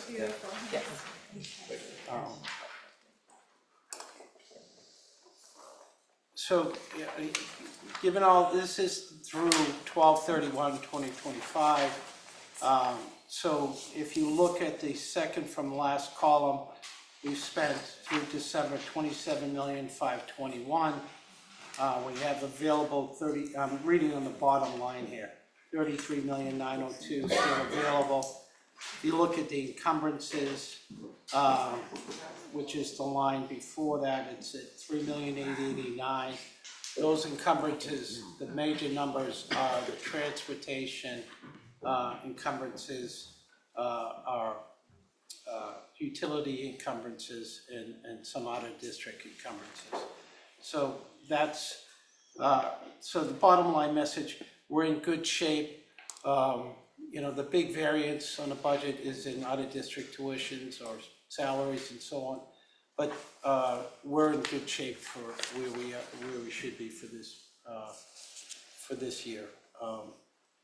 So that's the message I wanted to give you. All right. Short and hopefully sweet. Yeah. Short and good. All right. Thank you. I guess, just to follow the routine, starting, Chris, any other questions or? Nope, I'm good. Sue? No. I should know this, but I don't. The tuition to Upper Cape Tech, does that come out of Town's budget. the town's budget? So Yeah, it that's doesn't not come out of- reflected in here, yeah, okay. not at all. And that is a per pupil enrollment? That's right. Okay, and that is paid in advance of the, Of the school year? Yeah. I'm not sure when the payment actually occurs. It's not, it doesn't come through us. Okay. So it may very well be in advance, but I can't answer that. Okay, for sure. thank you. Yeah, yeah. Okay. Melissa? Thank you. Mike? No, thank you. Trina? Margaret? Okay, thank you, Paul. Okay. All right. Now, I'm gonna move something out of order because then Paul can leave, all right? So we'll move the green schools Green school works grant item, application. yeah, okay. So, do you want to start? Or? You go ahead. No, I just would make sure I say that this is a collaborative effort between town sustainability coordinator Stephanie Madsen and the district. Stephanie has been phenomenal in identifying grant opportunities for the district to benefit from, at large and small. So it's just a tremendous resource. We could not do these type of grants without her help, period. We just don't have the bandwidth to follow these type of opportunity. But that being said, as I explained at the last meeting, it's a great opportunity. They have received a grant of upwards of $5 million. It really is that could be both for solar parking canopies and for a heat pump for one of the two elementary schools that I mentioned, either East Falmouth or Teaticket. So if we go forward with this application, this is really one of the only ways of getting these projects funding now that the Biden tax incentives are expiring. So we can't do what we did at North Falmouth any further, or what we're doing in Falmouth High School. So this is really a key opportunity to get this type of work done. With that said. Okay, we started on this side, I guess we start in the middle now, right? Motion. Okay. Move to approve the application, help me with the wording, application of the Green School Works grant application. Second. Okay, so now discussion. All right, You wanted to start in the middle? Let's start in the middle, so Liz, No, thank you. okay, Mike, I had a question, I thought I asked this last time, but I might not have. Can we submit 2 applications, 1 for each school? I think we had talked about that. That's what we're. I'll support the motion if we submit both of them, and then we Yes. see, all right, Where cool. we are in May or before that, we're gonna have to give them an answer before they make their final decision. But since both schools are fairly close. Thank you, yeah. They both have a good chance of, or one of them will. One of them, but like I said last meeting, I believe it is not plausible, but possible that we could get both, but as long as we submit both, I am okay with the motion. Okay, I have a real problem with this one, and it's not because of the grant is fabulous. The problem is that this is leveraging us into a situation where we're gonna have to, before we have possibly made a choice about whether you can turn an elementary school into a pre-K center, this is going to force us to make that decision.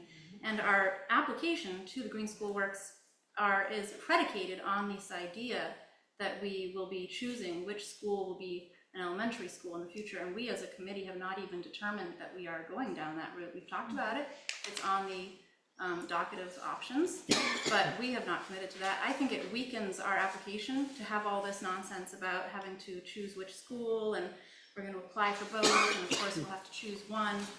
So that's my feeling about it. And then I have some questions related to that. I went to the Green School website. I read their eligibility requirements. At our last meeting, Paul, I think it was you, you were saying the eligibility is the highest percent of low-income students, is how you chose those 2 schools? Is that, I don't know if I should Right, ask you or what. so any school is eligible to apply. You In have a prior better chance. years, you had to be a low-income school. Yeah. The preference for this year is going to be for low-income schools, but anybody can still apply. Okay. So last year was limited in the application to low-income schools. They opened it up, but they're giving a preference for low-income. Okay, that's what I thought I understood. And so when I looked at their website, there's not a percentage you have to meet. So East Falmouth is 45, more than 45%. Teaticket is 43%. Mullen Hall is 39.6%. So it's not far behind in terms of the percentage of low-income students. Mullen Hall is our oldest elementary school. And Mullen Hall could have, as far as I am aware, maybe it's not possible to put solar canopies, but you could put heat pumps. We ruled out Mullen Hall because it's a much congested parking lot in a very visible spot for solar canopy. So they have in East Falmouth and Teaticket, we can use, if you think of the walkway structure that's in front of Teaticket, with paneling above that, that would be the type of look that would happen at Teaticket or East Falmouth, and so it would be less of an intrusion than parking canopies. Okay, understood. So the low-income designation is over the 40% mark. So It doesn't say that on their website. Where does it say? No, and Desi has them listed. Yeah, the low income, I think, is Title I level is 40%. That's typically. Desi has East, Teaticket, Mullen, and Morse listed as Title I. Right, That is correct, that's correct. Yeah, so I guess what I'm saying, the other thing that I noticed on their website is that they give preference not only for low income, but also for the diversity of technologies that you're applying for. So a solar canopy is probably a pretty common request. Geothermal or something more diverse and unusual could strengthen our application. If you don't want to put... Geothermal is part of the application. Okay, so I was looking at what that's in here. It is? I don't... Geothermal would be considered part of it. You have to remember, we're at a stage where no engineering work has been done. Right. So in order to qualify for geothermal, you have to have drill testing to be done in the Oh, I see, school geothermal. grounds. Okay. All right, I mean, so I guess what I'm saying here is in order to apply for this grant, which is a fantastic opportunity, but prevent the school committee from being put in a bind, I am suggesting that we should apply this grant to Mullen Hall. And I can make a motion to that effect if people want to take their comments, but to me, this is, it weakens our application, in my view, to be saying we're gonna have one of these schools be K-12 and we haven't made up our mind, and it puts us into a position that I'm not at all comfortable being put in, since we haven't had those conversations. It's horse before cart, or cart before horse. I appreciate your, the position and all that, but we have to do this with the town, and Mullen Hall is not on the table. Why? Because of the location, because of the parking lot, and they do not believe it's viable. I mean, that's what Paul's saying. Well, for solar canopies, but there's other things. You could do Mullen Hall for everything else, and apply next year. But the solar canopies is driving the heat pump. And to go through a It's study the now, savings. Mullen Hall, we're not gonna make it. Yeah. So that's $5 million off the table. We have two candidates, we are in a good position, either one of them, to win this award. And it's a substantial award of $5 million. We have to, we have, going through with two applications, the understanding that we'll pick one as the final is the best option. And we've spoken to them. We had a full conference call with the Mass Seaworth. So I don't think Mullen Hall's, and I think you need community assistance in putting up parking canopies in Mullen Hall. Can I just, so my understanding, and I know you've been in all the meetings, the solar panels drive the energy that runs the heat pump and cooling. You've got to have the solar, if you don't put the solar in, then you're not making the savings, we're not making that extra step that the town's looking for. And you had discussed at our last meeting that the roofs at East and Teaticket were not sufficient for having them on the roof, so it had to be solar. And Mullen Hall, same story? No, Mullen Hall is different. We've never evaluated Mullen Hall for the structure, for the roof. For the roof. I'm not sure if it even is feasible for the roof.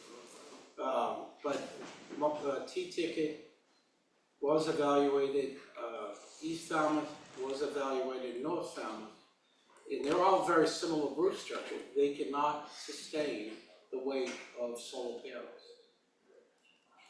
Okay, thank you. I doubt Mullen would either, to be honest. Margaret, any questions? I'm in favor that we move forward. This is $5,000 we could use. $5 million. $5 million that we could use.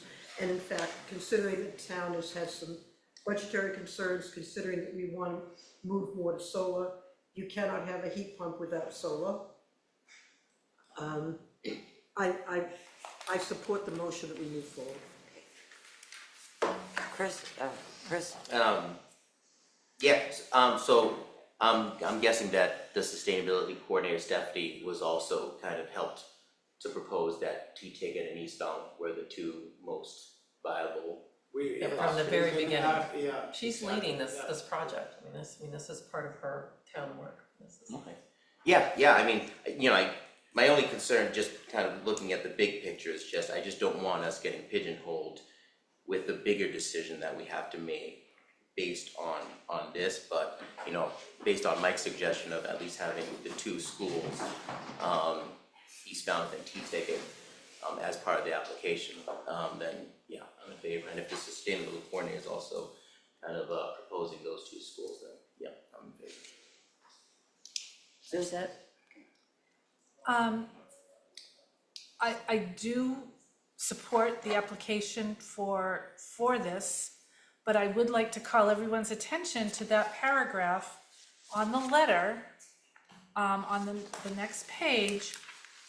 By submitting application for both East Falmouth Elementary and Teaticket Elementary, the district recognizes that prior to any award, the district must decide which of these two elementary schools would remain K-12 for the future. I am not understanding why that paragraph needs to be in there. Because we can't, in order to get the grant, you have to be a K-12 school for 20 years. Absolutely. So if we get the award for Teaticket, then it's used for, You have to decide before they make the final allocation, which school is gonna get it. So they're gonna say, okay, Falmouth, we're gonna give you $5 million. Which of the schools do you wanna choose? okay. So, okay, if we choose Teaticket, great, if we choose. Then that stays a elementary school for 20 years. Okay, so, again, this is making us, we may not decide that we want to have a different use for one of those buildings. But if we accept the award, then we have to make that decision. So I don't understand why we just can't apply, see which school is awarded, and use the money, and have that drive our decision, as opposed to saying I'm not understanding why we have to decide if we should, I'm not understanding that. So if they came back to you, just play this out. Yep. Just said, we'll give it to either one. We're Yep. not gonna give you both. Yep. And you come back and say, okay, whichever one you choose, then essentially Mass CEC just made your school committee decision on which school is remaining an elementary school for the next. They could both remain an elementary Right, school. we haven't made We haven't There's never been a decided. discussion on us getting rid of one of these schools is what your point is. That's That right. whole, and then the paragraph above that says, with the understanding that only one award may be granted, that's extraneous because there is the possibility if the award pool is so slim that we both get it, and then we're forced to get $10 million and keep both elementary schools, at which point in time we would revisit Mullen Hall and North Falmouth if we so choose. I agree, I didn't read that, I'm sorry. Let me just say that the pool of award is 19 million. Yeah. The likelihood that Falmouth is gonna get 10 million of that 19 million is 0. But I think that the issue with the committee members is why pigeonhole ourselves into making a decision when it's not necessary at all. Okay. Could I say something? Just because that paragraph is in, does not mean that we don't keep 2 elementary schools. There's nothing in that paragraph. It says we're gonna make a choice about which school's going to get it, but it No. doesn't say. No, it says which would remain K-12. K to 12 in the future, that's Which what it means says. that the other one But would they not both could remain remain K-12. K through 12 in the future, it doesn't say they can't.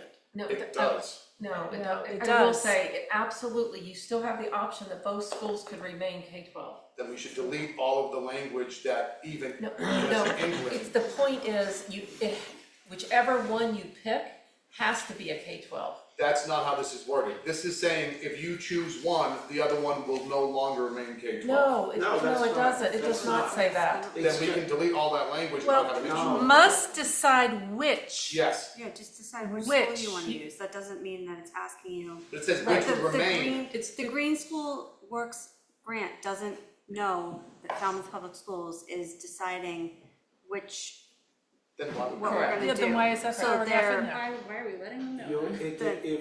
Okay, let me just. like, that's walk not through- part of this grant. Let me just back up for a second. Okay, everybody. We I are can see submitting the 2 heat rising. applications, Just don't let it rise. alright? And at some point, we're gonna tell the CEC which of those 2 we can say for sure is gonna be an elementary school for 20 years. That's a requirement under this. So let's say, all right, the decision that the school committee is both of them will remain. Okay, great. Now just pick one name you're gonna go with for the elementary school for the next Correct. 24. That's what it That's says. what it's Who's saying. gonna get the grant? You That's only all. can, in the end, you only can have one application when it gets down to the final level, not 2. So in that one, And they you don't care just- what you do with the other school. Yeah, they don't, exactly. You They can have come no, back, they have no stake in what happens to that other school. and if the second school remains in elementary, Next year's Mass CEC opens up again, you apply for the second school. If that continues as an elementary school for the next. And Paul, we had help writing this letter. Yes. Yes, Yeah. we didn't put it together, it was written for us to help us submit. But again, they will have no say in what happens to the school you don't pick. Yeah. I believe that the say is more internal, where members of the committee and the public can say, oh, you've already voted to get rid of a school. So it's not the CEC, it's more internally, and I agree with that language in it. I don't feel comfortable putting the cart before the horse, because it's kind of forcing our hand down the line. And it should be deleted, and there's no need for it for the CEC. Right. We are only can submit, well, we can submit 2 applications. Yes. The likelihood of those applications being both accepted is near 0. I mean, it's a very small pool, an increasingly competitive market. At some point, I mean, what would be, if this does not block you from making a decision on the second elementary school, it just says, out of those 2, you have to make that statement that elementary school will remain for 20 years, in K through 4 elementary. Pre-K is not qualified under the current regulations. Maybe in the future, but it's not right at the moment. So you have 2 going in. You essentially pick one of those 2 go at the period of selection you make. If you want both elementary schools to be elementary schools indefinitely, then that's fine. We just pick one of them at that main junction point and say, here, it's going to be this school. But it just has to be for 20 years. Katrina? So when I was looking at the Green School Grant website, there are 2 options for applications. One, if a project is a connected and or coordinated multi-school effort, you can submit 1 application for more than 1 school. What they mean by that is if you're going to use the same contractor to do similar services at more than 1 school, as we would be in this case, we can submit 1 application for more schools than 1 school. That's right. The other option is to submit separate applications for 2 different, in our case, schools. I don't believe, from looking at the criteria for selection, that we get to choose which school is awarded a grant. They will select that based on the criteria of each application, but they are independent applications, so they will look at a Teaticket application, and they'll look at an East Falmouth application, and it will be almost as if they're from different school districts as far as how they're looking at it, and then they'll say, Teaticket is the more worthy or better placement for this application grant, and they will award it to Teaticket. Sorry, Katrina. I've had the benefit of being on the phone with them. And we outlined this strategy specifically with them, and they concurred with the strategy. So it goes beyond the steps that you've just mentioned. Okay, all right. So all I did was look at the website. We're trying That's to how it do looked. a significant size project here with a meaningful dollar amount to get the best chance success on this. Why not just do a multi-school application and we do both of them at one time? Because in effect, our application here will be for the full value of $5 million. We will be doing a multi-stage application process with them over a period of years. The next school will be, oh, I'm sorry, can I interrupt you? I'm sorry. Yeah. Last time we talked about this, you both told me when I asked that there's no way to know whether this grant would pop up again next year. If it's the case that we can do a multi-year forecast with them and we can apply for the next school next year. There is no guarantee of that. I mean, that's true. You don't know from year to year whether the funds are there. There's 19 million this year. That's it. So if you think about it, if you're applying for 3 million or 5 million, that's not that many applicants. I just want to say, Stephanie and Paul have spent a lot of time on this, working and talking with them. You know, I just don't want to discount the work that's been done. I don't want to toward this. disrespect the work that has been done. I think the reason that the district recognizes that prior to any award, we must decide which of these 2 elementary schools will remain K-12 for the future. I understand the intent there. You want to let them know that there's a chance that one of the 2 schools we're applying for will not remain a K-12. No, that has we nothing to did do with not. it. They just want to guarantee that the school that you're going to pick will remain an elementary school, or, that has a K to, it has to have one of those grades in it, it has K or more, right? So it's not, the conversation, there was no reason to have a conversation with them about one being a preschool. We don't know that one's gonna be a preschool. So why is it in But, here? Can we because just the make- applicant, excuse me, Because but the it's a requirement. the application requirement. It's an requires application that requirement. statement. The application, in order to Does submit, every school district that's applying have to make that statement? every school district that is applying for this grant has to make the statement that the school that they are applying for will remain a K through 12 school And do they for do the it in next exactly this 24. way? That's in the And application. they say it in exactly this way. I'm As if they're saying, going to choose which school because one of them is not going to. Well, not remain everyone's, K-12. not everyone's anybody's putting in our two position. applications in. No, that's not what I asked. What, For those who are putting in more than one application, would they say it in this way? Or are we just saying it this way because we're not planning to keep a school K-12? You have to attest on the application that you. I'm sorry, but I think this is a school committee meeting. Well, there was no discussion, so this But, is actually so, breaking open meeting law can by you- having an act on it without. No, wait a minute. Okay, everybody just calm down here. It's on here to act on it, to vote on it, so we can have discussions and vote on it. It doesn't say discussion on the agenda. Excuse me? It doesn't say discussion on the agenda. There was never discussion about this agenda item. I'm just saying from an open meeting law Okay. perspective. No, we're okay, we're okay. I don't know who was next. Margaret can take it. I haven't said anything yet. Could Go I ahead. just say something? You speak. This paragraph is monumentally pigeonholing. It just is. Because no matter what we say when we apply, when they say, okay, here's your money, where you want to put it, they want a decision. And I don't think we'll be able to have that decision at that time. So I don't know if maybe this this paragraph is just, does not say, it makes us look bad, as a matter of fact, in my opinion, if we say, okay, we're gonna apply for these 2 schools, but we don't really know which one, because we've said we're gonna have, we're gonna hire people that are gonna help us decide which one should be in elementary, which one should not. We're not gonna be ready when this money is ready. That's what I wanna say. I don't feel we're gonna be ready when this money is ready, okay? I don't know who is next. Give it to Margaret, I Margaret. guess. Well, this letter was,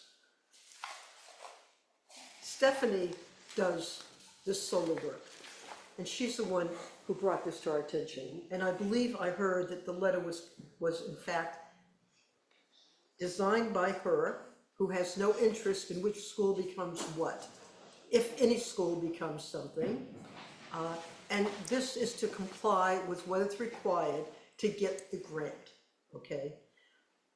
There's this suspicion, obviously around the committee, that this is intended to somehow obfuscate what we're doing and make us make decisions or not make decisions. You know, the other kind of thing I've said before, and I'm gonna say it again, you know, there's been this continual postponement of decisions. And the more we do that, and I'm not saying that we shouldn't have 4 elementary schools, I don't care what the decision is, but a decision has to be made so that people can prepare with whatever we're doing, because if we don't, the decisions that we made at the last minute will be harmful to our students, and that is what we are here for. Okay, again, I haven't said anything, so I'm gonna take my other turn here. And you signed the letter. Yeah, she hasn't signed the letter. Well, the letter's not signed yet, and this is getting a little bit out of control here with the tone, but Wait a minute, if you wanna hear me yell, I can yell. I've heard you yell for years, Margaret. No, you have not. Stop. No, wait a minute, no, No, I've been we're not- accused, I have been accused. Point of order. Either we tone it down, or I don't know if I have the Okay. power, but we're gonna stop the discussion. You We're absolutely not. have the power, Terry. You absolutely have the power. Okay, as a matter of fact, I think it's so confusing right now that we're gonna postpone it to the next time. Can we take a vote on that? No, we And- can't. The application is due in early February. They will not move forward and help us complete the application. Well- It's timely. I'm not saying you need to make a decision, but it is a possibility that we will just have to forego it this year. Terry, I was next to speak, and just real quickly, all we have to do is on the paragraph that says, we are submitting Mass CEC, right after the word "that the award," we delete that and say that the awarded school will meet K through 12 eligibility requirements for 20 years. That satisfies the 20-year required eligibility, and we delete the entire next sentence. Can you do it slowly, Mike, so we can? We are submitting Mass CEC Green School Works applications for both East Falmouth Elementary and Teaticket Elementary School, with the understanding that only one may be granted, and the awarded school will remain K-12 eligibility for 20 years. And then we delete the next paragraph. That guarantees that whichever school is chosen will continue to meet those eligibility, and yet it does not pigeonhole us. If we don't make those changes, unfortunately, I cannot vote for it. I think we can do that. All right. We can do that. I agree. That was easy. I agree with that. Okay. I need a second though. Second. Well, wait a minute, there was already a motion on the table. I don't think we Can have you- a motion on that. Hold on. Okay. I'm just, I'll wait. okay, Control of the meeting, please. we can do it, but I'm just saying, hold on. Okay. I don't know if it's a motion or It's it's not an, a motion. it's a, Does it need to be? it's amendment, is We right? can just amend the letter, we don't need a We motion. can just, on yes, this. so I don't, Yeah, I made the original motion. okay. Do you want me Do to you amend withdraw it? the motion, or how do you want to handle it? Accept the friendly I think we amendment. can just, Excuse me? Accept the friendly amendment. You could do the amendment and then go back and do the motion, right? I don't even think we need to redo the motion, I think we can just No, I have mean, Mike's approve, I friend. meant to approve the motion. I think you can just do a friendly edit amendment, Terry. Okay, let me rephrase it. What you do, when you do it, how do you approve it? Sue, you made the original motion, okay? Okay. Would you, Would the wording be, Would- I move a friendly amendment? okay, You accept the there you friendly go. amendment, that's all. All right, Second. okay. So then we're voting on Mike's amendment, which seemed to make it clear. Did everybody feel that way? With Sue's main motion. Yes, The right. ta- Yes, the whole Okay. thing. Okay, all And I will right, send Paul the language I said. It's fairly simple, but yeah. okay. For the record, can you repeat that language, Mike? Sorry. We are submitting Mass CEC Green School Works applications for both East Falmouth Elementary School and Teaticket Elementary School, with the understanding that only one award may be granted, and the awarded school will meet K through 12 eligibility requirements for 20 years, followed by the deletion of the next paragraph to begin again with, "This letter is intended to demonstrate." Okay. Everyone clear That's on what I that? heard then. Everyone's clear on that friendly motion? Yes. Okay, so, now we take a vote, right? Okay. I'm just now thinking we should do everything roll call for a while, so Chris? Lumping, yes. Augusta, yes. Cohen, yes. Let's keep yes. Keeling, yes. Have an abstain. Susie, yes. And Maderas, yes, okay, so passes unanimously, right? No, I no, abstained. she abstained. Oh, I didn't have, okay. All right. Thank you. Okay. Now, Thank you, Paul. Yep. you know what, guys? We've been sitting here hours, can we just stand up? Can we take like a 5-minute recess? What? Do you wanna take a 5-minute recess? No. Not 5 minutes, 2 minutes, Sure. just stand and stretch. Sorry, Madam Chair, are we on recess? No, we're just stretching, standing and stretching, that's all. Stretch break. Just like to remind everyone, we're still being broadcast. Okay, All right. Okay, nobody else stood up, so.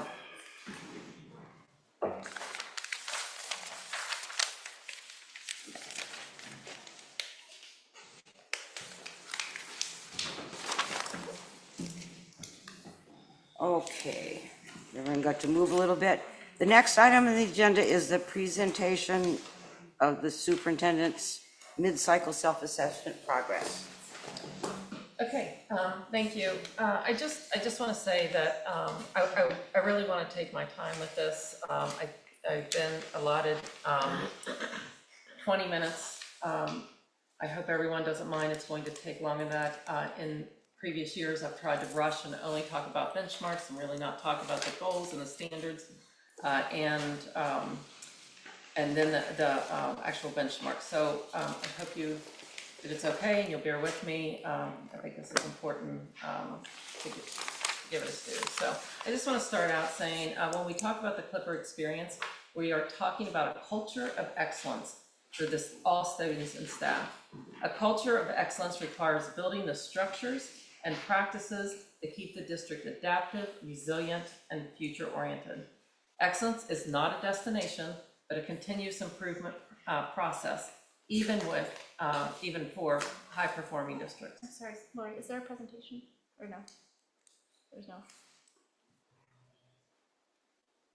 So I sent an email and I gave the.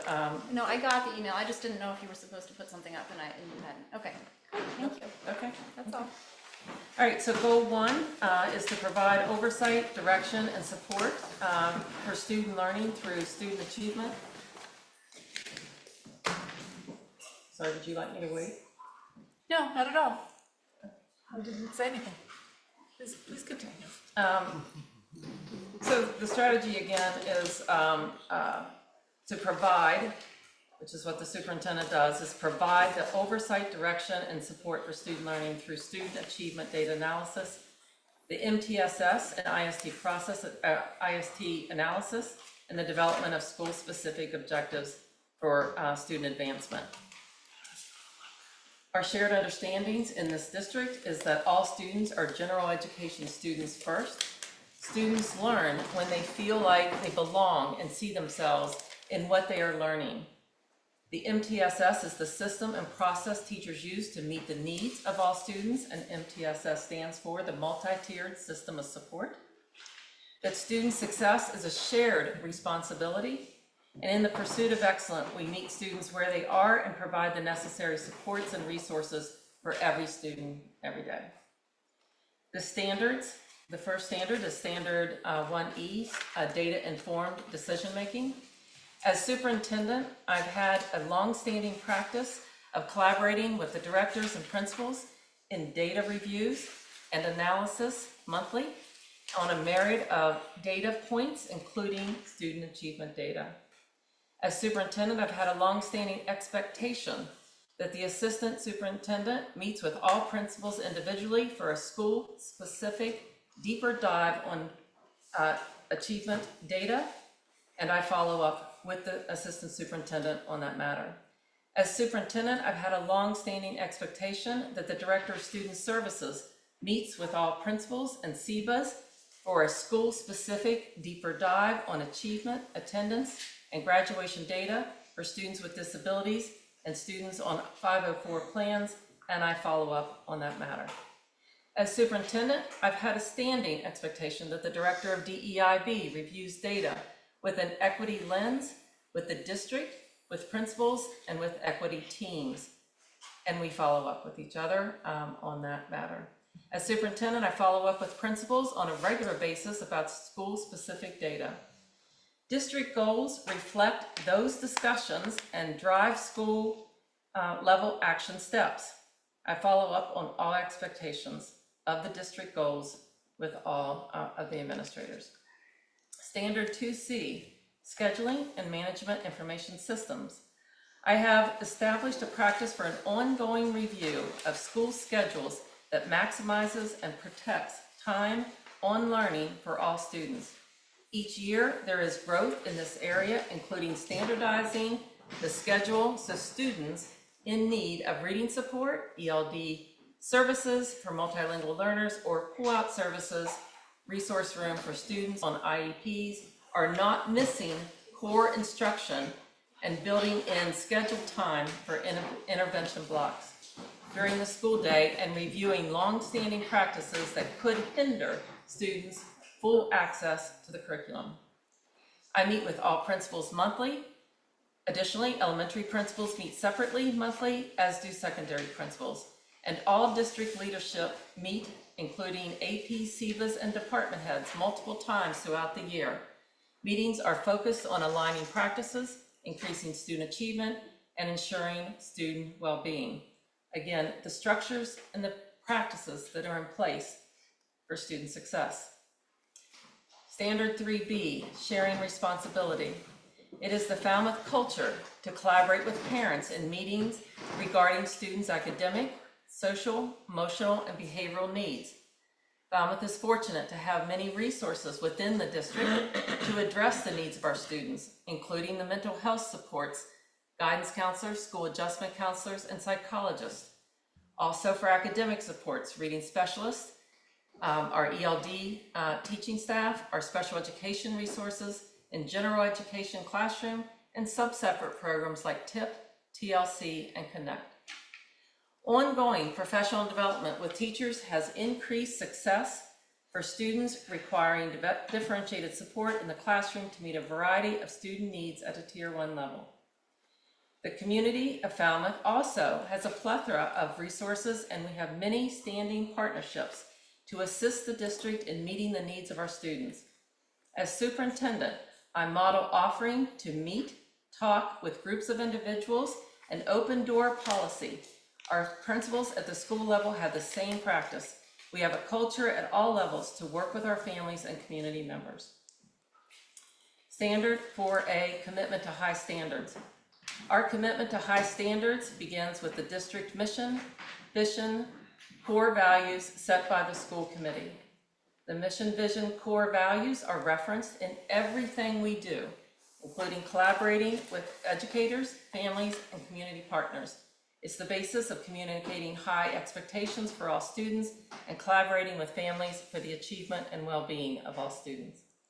Administrators, including the superintendent, directors, principals, and other administrators, when leading meetings focused on district priorities, foster collaboration and decision-making. Standard 4D, continuous learning. Falmouth is a culture that models continuous improvement. Every member as standard practice reflects on their own practice and protocols to ensure we are meeting the needs of our students. Ongoing professional development, book studies, journal articles, research, participating in job-alike groups across the region and state, keeping up with DESE communication, guidance, and participating in DESE webinars, and participating in areas of current practice across the country, all for the purpose of staying current with and sharing best practices across the district, using information as a basis for reviewing own practice and culture and analyzing the need for improving, enhancing practice in the district, again, all for continuous improvement.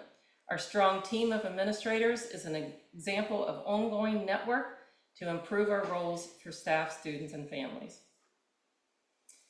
Goal 1, again, is the achievement data, and this is just a review. As you heard from MCAS report in October, students are maintaining moderate growth and showing steady incremental progress towards increased numbers of students meeting and exceeding expectations. The percent of students meeting and exceeding expectations in grade 3 to 8 continues to occur at higher rates than the state, and is isolated areas where progress is slower. There is a plan in place with targeted support, curriculum materials, professional learning, teacher coaching, and supplemental resources. I understand that the superintendent sets the culture for the continuous improvement, and that has been the cornerstone of my superintendency.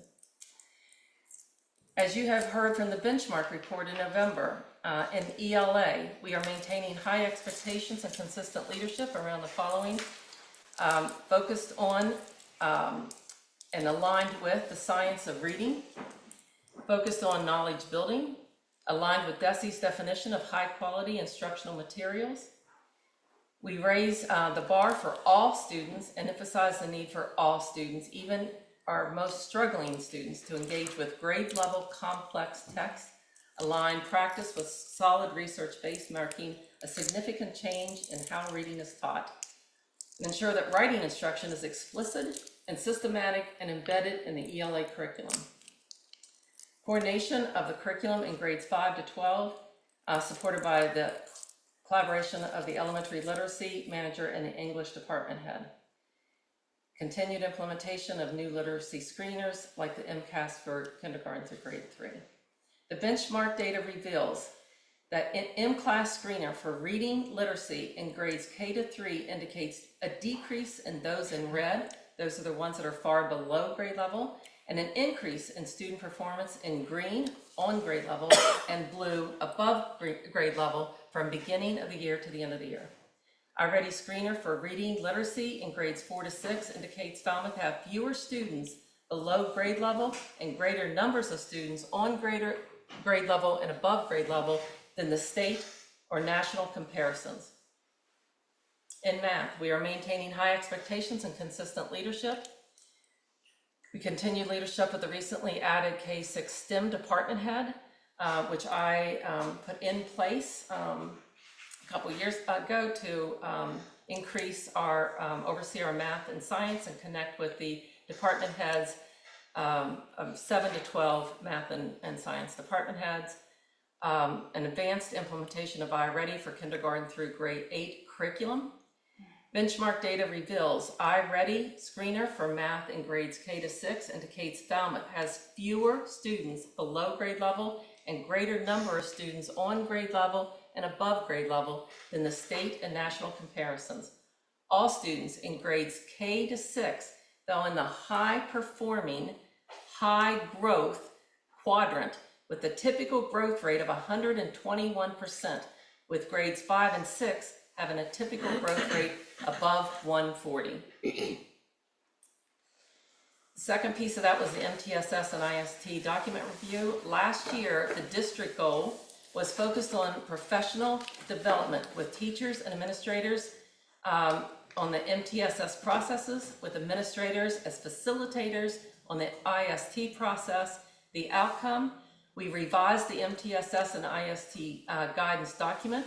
We've created an online tracking document for students in the IST process, and we have revised the master schedules at all elementary schools and Morse Pond School to efficiently manage resources and manage student support and personalization. This year's goal was focused on refining the implementation process of the MTSS and IST processes. Principals are presently field testing a new meeting tracking tool, the one I just mentioned. Dr. Tellier, Sandy Casambellis, and I have been completing IST document reviews. Increased specificity in regards to interventions. This action links benchmark data directly to classroom instruction. Increased progress monitoring. This action can be facilitated with use of our benchmark subtest as well as teacher administered screeners and observations.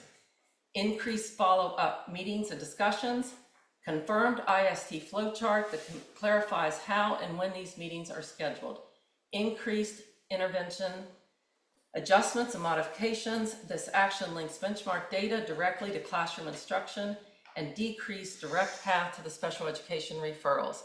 I appointed Sandy in the position of the Director of Student Services and an expectation that we would see lower, that we would be providing interventions earlier and we would see lower percentages in special education.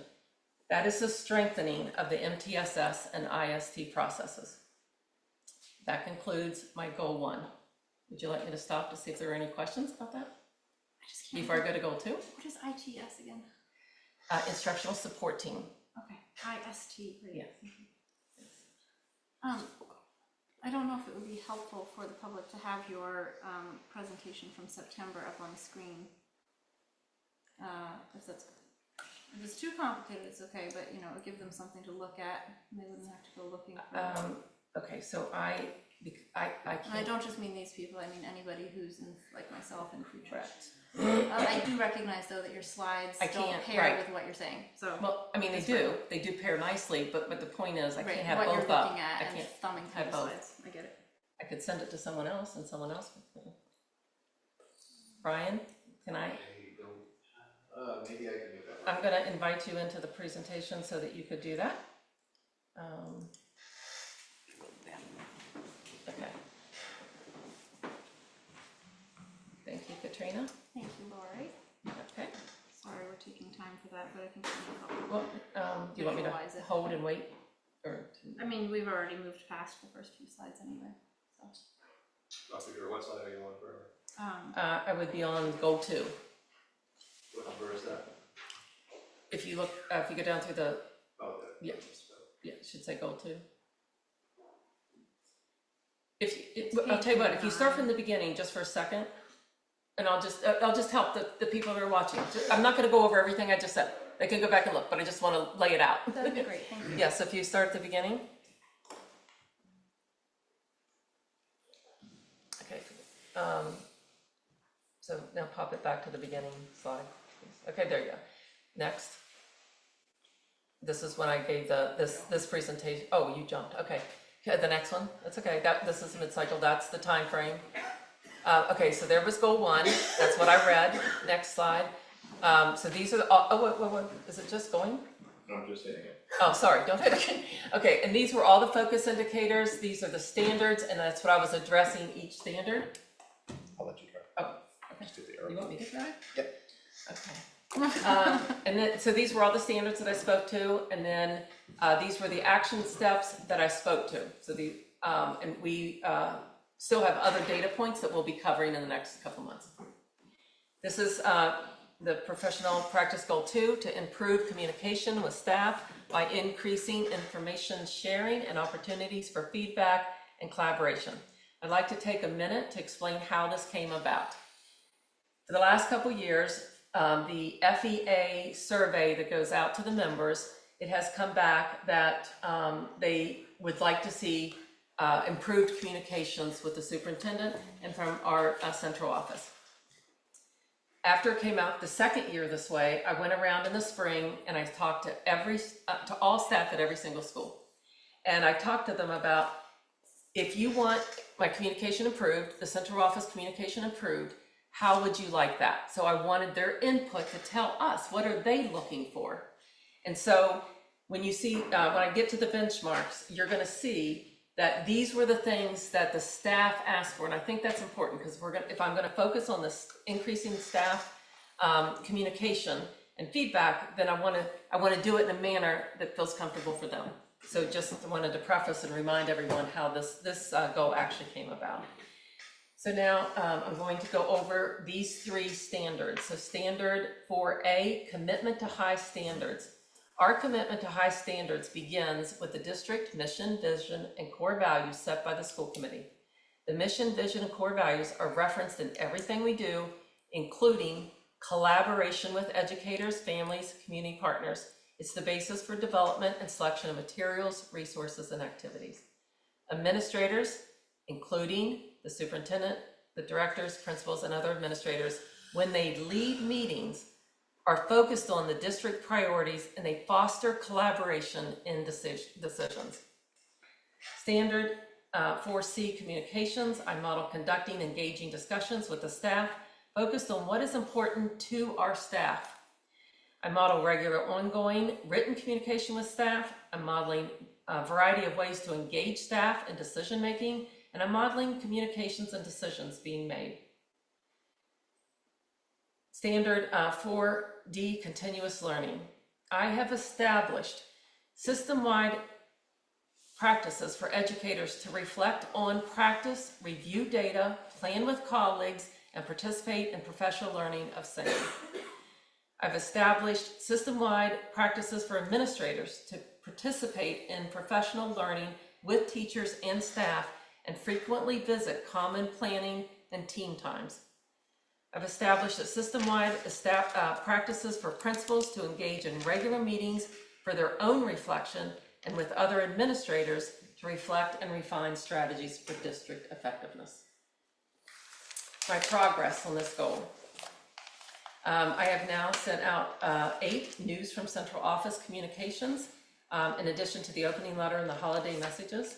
The response has been very positive about these communications.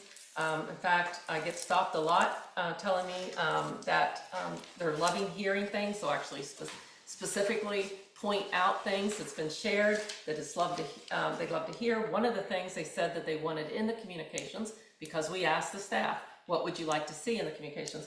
And it was things that were happening at other schools that they might not know. And so that has been a real highlight for them to learn those things. The walkthroughs, I was increasing that to 3 to 4 times walkthrough in each building. I'm at about 80 to 100% meeting that. December, November was a little hard. They were shorter months, but I just want to share the rationale for this. A few people across different schools had said, I love all these other opportunities, but I would love it if when you're walking through that I can just grab you and tell you what I'm thinking at that moment. And that was the reason for increasing, because they just wanted to have that interaction with me. So that was the reason for that action step. The fall one-to-ones at every school, I have always set up a schedule where I go into the schools and individual members of the staff can come and sit down with me. We can talk about whatever they want to. I've always done that 1 time a year. We increased it this year to having one-to-ones at all schools in the fall, and then even though it's outside the evaluation process, I'm still doing the one-to-ones in the spring. This is just an opportunity for those that want to sit and chat. They want to tell me something, inform me.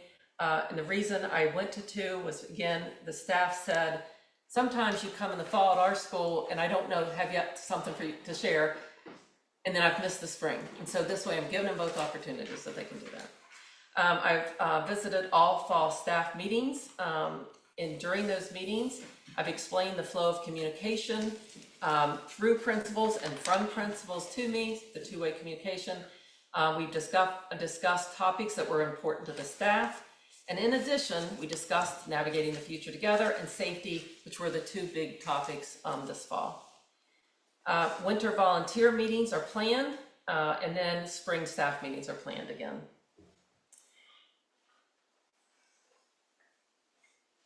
I'm sorry, I forgot, I needed you, Ryan, because I forgot to move to this one. I just went through this and I forgot. Okay, but I did. All right, so goal 3. Try to do it again. Any questions or anything on goal 2? Chris? So seeing how this one's, improved communication with staff, in terms of data for us to kind of look at, is there any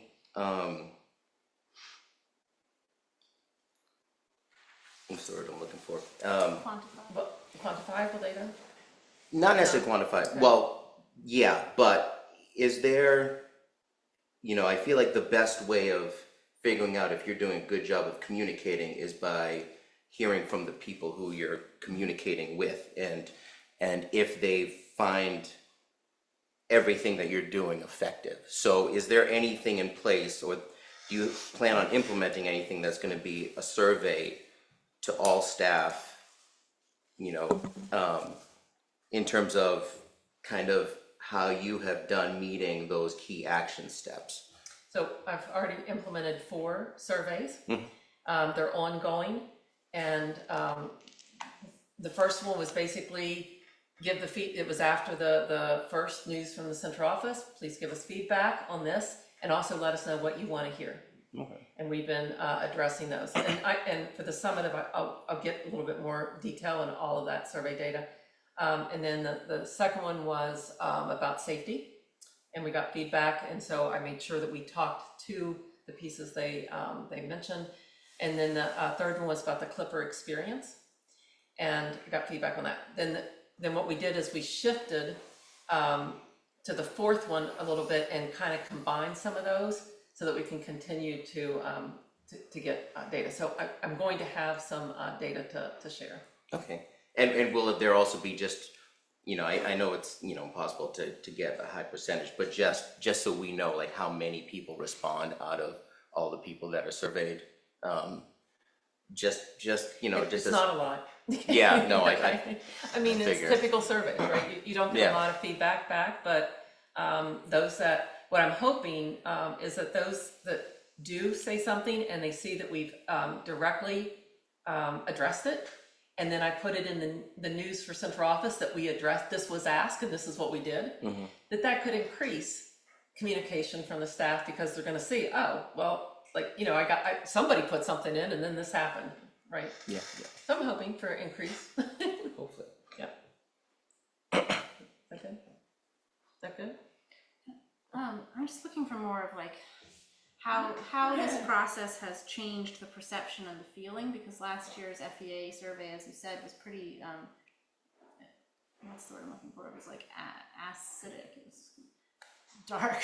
So what I'm wondering is, has like having the staff from the administration building go and do PD with the staff in the schools, has that impacted how teachers see the administrators? And in addition, how has the dynamic shifted at all? How are your one-to-ones? Are you meeting with every single teacher, or are people, Just I mean, those it's that up to want to sign them? up. It's up to them. It's So who signs is it up. kind of like the surveys, are you getting not good turnout for No, those? very good or- turnout on those. Okay, and has it felt like it's shifted the way the communication feels and the reaction you get from staff?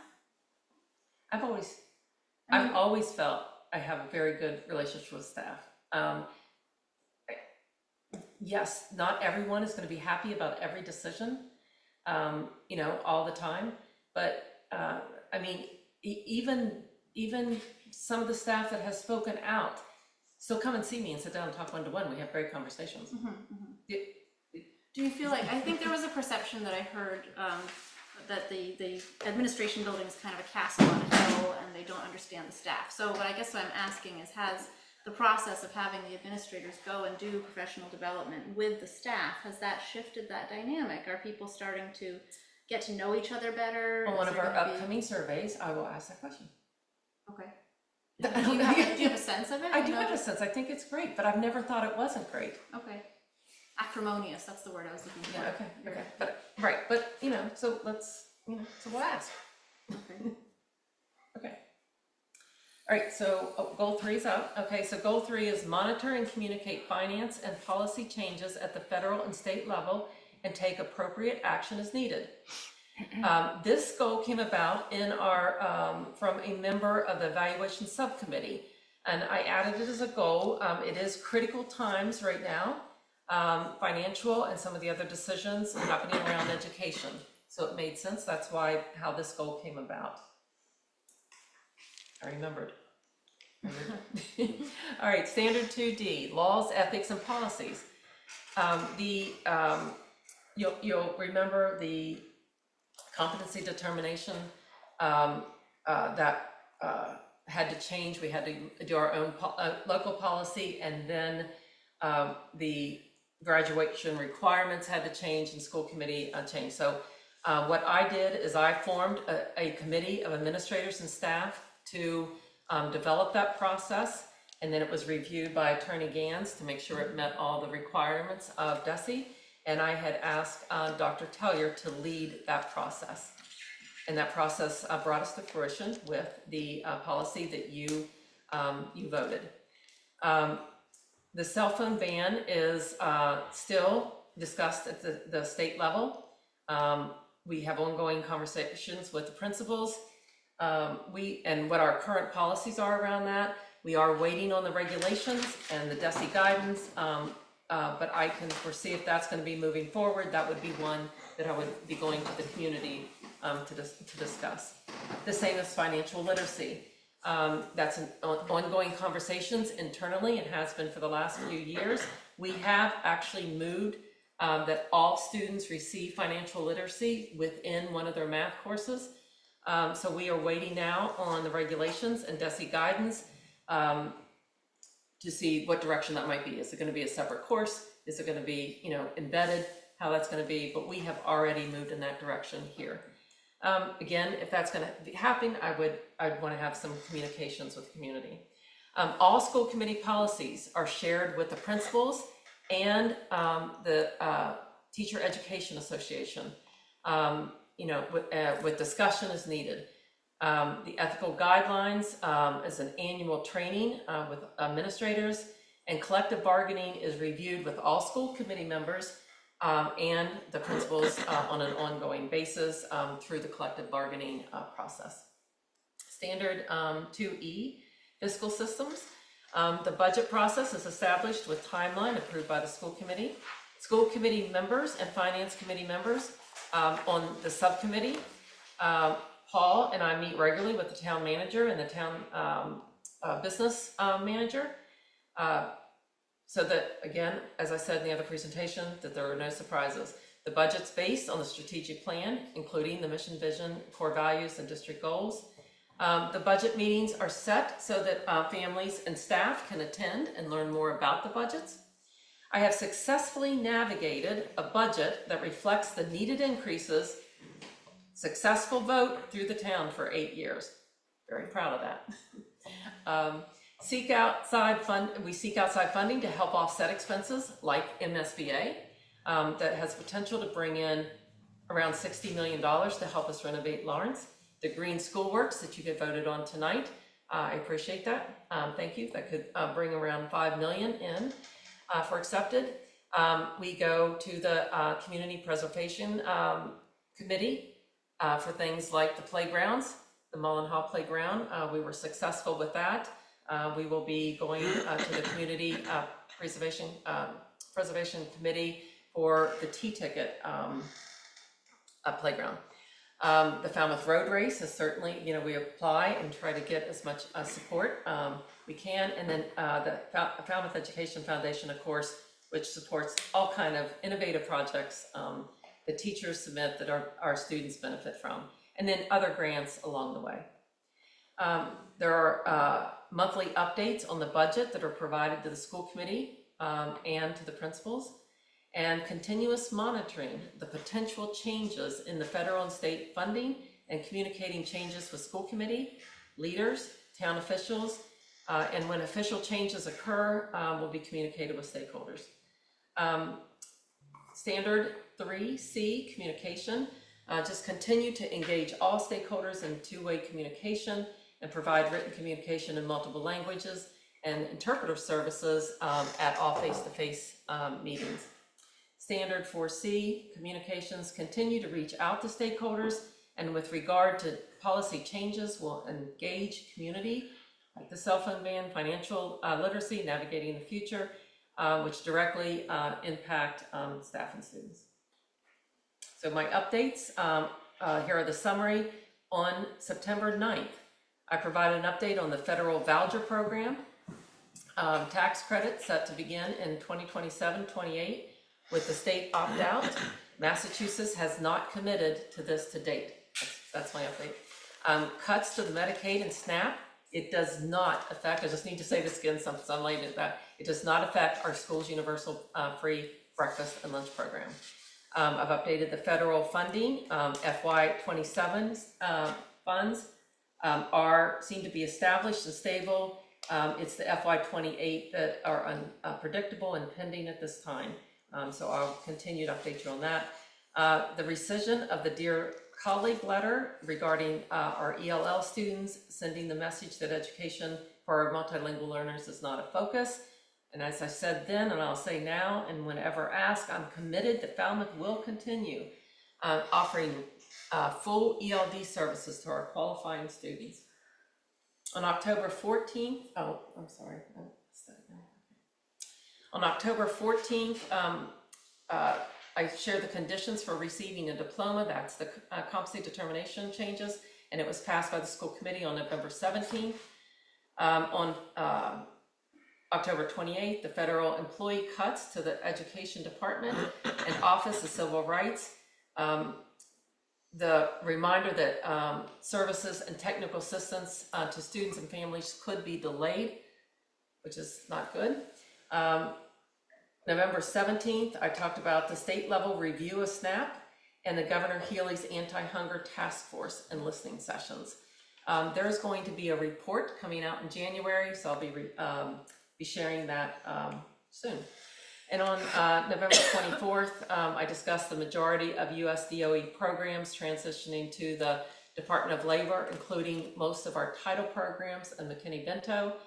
And I talked about the Special Education and Office of Civil Rights remain in the Education Department right now, but with significant staffing cuts, and there's continued discussions of moving specific functions to the Health and Human Services. So it's important to note that during several presentations and discussions, it has been noted that we are looking for additional sources to fund projects such as the solar panels at North Falmouth and Falmouth High School, and that saves the cost at the town level. The green school works that we talked about, solar panels, heat pumps for more efficient heating, potential cooling, windows and doors, and making one school a true green school. And this grant potential for hundreds of thousands of dollars savings at the town. And then another example is that we talked about is purchasing the buses and vans for sports and activities. It saves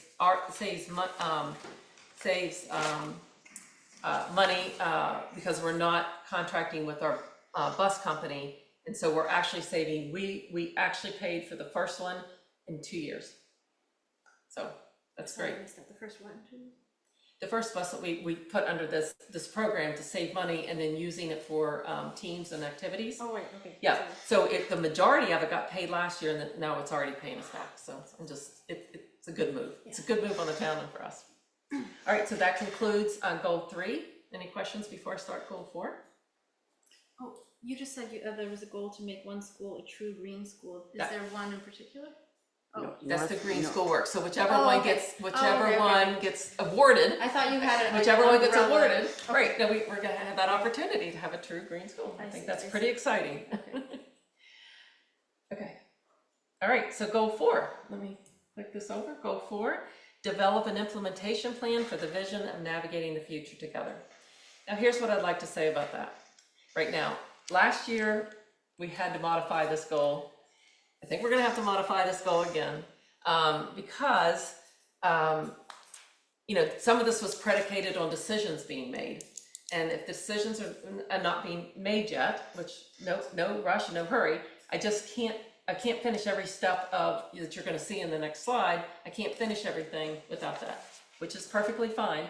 And the evaluation process allows for that adjustment.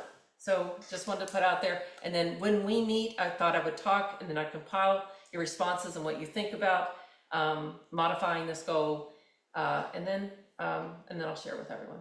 So going over the standards first, here we go. Standard 3A, engagement. Engaging stakeholders is a part of the school district culture, including accessibility and being culturally responsive. Built strong relationships with the town, businesses, organizations, and the community, and we continue to be mindful involving the community in two-way communication. Standard 3C, communication, is the two-way communication. And that is the whole idea for the forums, the communities, and the roundtables that are coming up. We continue to improve and engage stakeholders and providing materials, communications, and presentations in multiple languages and as part of our culture. Most of that is pretty standard now because of Google. Families can just select whatever one, and so emails directly go there in their language. That's how they receive them. Any forms, surveys. So it's really helped in that process. Standard 3D, family concerns. The superintendent and administrative team lead by example. We have an open door policy. We return phone calls and emails in a timely manner. I personally really love talking to parents.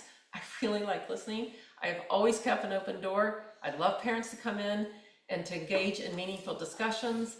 I'm always asking, and if anybody asks me, you're always welcome. And so listening and then adjusting practices when important decisions are being made, which two examples, 2 big projects is the report cards. We slowed down when requested until everyone felt that they were on board and was ready. And now the navigating the future, we're slowing down, we're going to pace. A lot of people have come to me that we're nervous about this, they understand changes are going to happen, and that just gives that chance for people to understand those changes. But please, always come and talk to me. I will listen to what you think is best around those decisions. Standard 4C, communications. Continue to produce strong written and verbal communication. I got a compliment tonight on the letter that was sent out, the joint letter from the police chief, that was well written. And so I appreciate that comment, thank you. Actively seeks feedback with individuals in small groups or in large forums. I meet with a vast number of people and organizations in the community. Select board members, town departments, chamber, church leaders, newcomers, Rotary, all kinds of individuals. No place for hate. I mean, I could kind of go on, but I meet with a lot of people on a regular basis. I think it really helps with those communications and the support for our district. And then communicate rationale for decisions with staff and families. Not everyone agrees with my decisions, I'll say this again, but I do take the time to provide the why behind the proposals and the why behind the decisions. So the updates in this section, I remember to move it. September 24th, there was a presentation. I presented a plan for the Lawrence School grade reconfiguration. I followed up with information on November 24th at a request of a school committee member for more information on grade 5. And then at a request of a school committee member, I followed up on December 9th for more information on grade 8. November 19th, I did a presentation and plan for the elementary school's early learning center. I also suggested that night that we hire an outside vendor to provide 2 models regarding moving school boundary lines to be presented to the school committee. The school committee voted on returning Morse Pond on October 28th. The school committee there are plenty of school committee updates we've had, and responded to individual member questions via phone, email, and in-person meetings. Staff updates on navigating the future happened through the news from central office on October 2nd and the 30th, and the fall staff meetings. The Lawrence renovation participated in the December 12th MSBA board meeting. I participated in the December 15th orientation once we were accepted. And on December 16th, talked with the MSBA liaison. Paul and I discussed our plan, and it met in the timeline, and it met with approval. And then on December 16th, we shared the plan and timeline with the school committee. Requested legal opinion on how to officially form the school building committee, as I discussed earlier in my update. And I've added workshops, those roundtable discussions in January at the request of the school committee chair to continue discussions regarding navigating the future together, and then later requested to keep it more open and not as specific as I first had it. So we agreed originally, I think 3 meetings, and then the response, it was a very low response rate. So we're only going to have 2 of the sessions, and it was, the 2 that was the most attended, and making sure that everyone can attend those 2. Can I step in and say, the 3 was me worrying about, quorums and problems that way. That's why that came about. Yeah. But it's set up as roundtables, and so it doesn't matter how many school committee members are there. You'll set at different tables, and there's enough that everyone could set if you're coming on one of the 2 dates and set at a different table. Even if there were 2 at a table, that doesn't constitute deliberation. I think we're fine. We did it in a forum before like that. Yes. Since we're talking about the roundtables, I'm curious on the communication part of this. Are you? I think you were saying earlier that translation automatically happens. So I received your letter in English. Are you telling me that people who speak Portuguese automatically received it in Portuguese, and that's why there wasn't a translate option on the email? I'm sorry, what?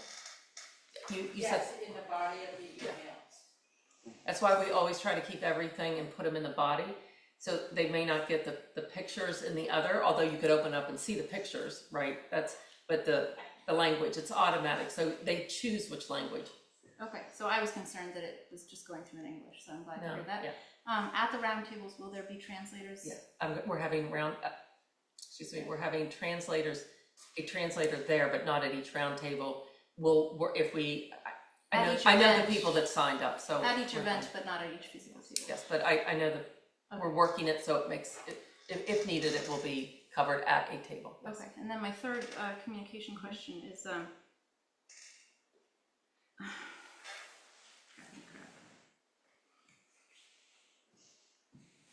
the reason for having low turnout. There was no topic listed for your roundtable discussion, so your email was so incredibly vague that the community could have no idea what the roundtables were for and why they should be involved, or. I had an explicit letter that I was going to send out that had 2 topics. Yeah. I'm sorry, do you wanna? Yeah, and I'm the one who said to make it more open-ended. It was that, no topic, generalized pigeonhole thing was me. Suggesting that it could be open-ended, people can talk about it.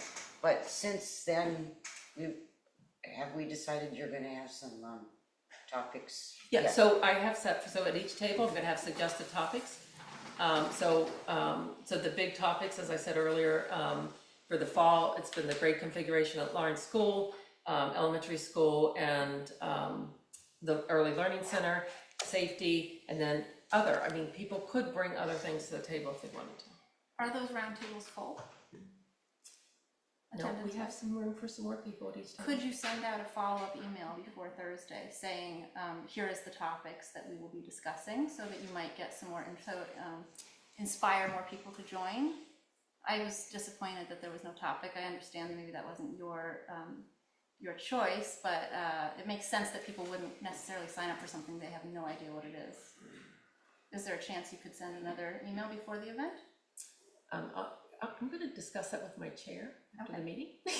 Just as it's part of your evaluation and the communication was. Yes. Thank you, Terry, for stating that. I wasn't gonna say it, but thank you for saying it. It is. Thank you. All right, that was a lot. I appreciate it, listening through, but I really appreciate having a full chance to really talk about everything. And this is thankfully recorded, right? Yes. And didn't you mention that? Yes, and I'm gonna send you. Will you send you what you just read Because from? Brian's going to send to me exactly where the recording starts, the time, so that you can listen to it again or pick up any parts between Can you that. And send then, the written version, what you just read from? so we're sending the recorded version, and then we'll meet, and we'll talk about things. Okay. So you can't send the written. I'm sorry, sometimes I can't understand in the recording what you've said, which is why I'm asking for the notes. So we can talk if anything that you didn't hear in our meetings. Thank you. Okay, so, Is there any other I questions? need to- Any other questions for Lori? No. Okay, Ryan, you. I do have a question. Are you? Where is the round tables? We don't know where it is.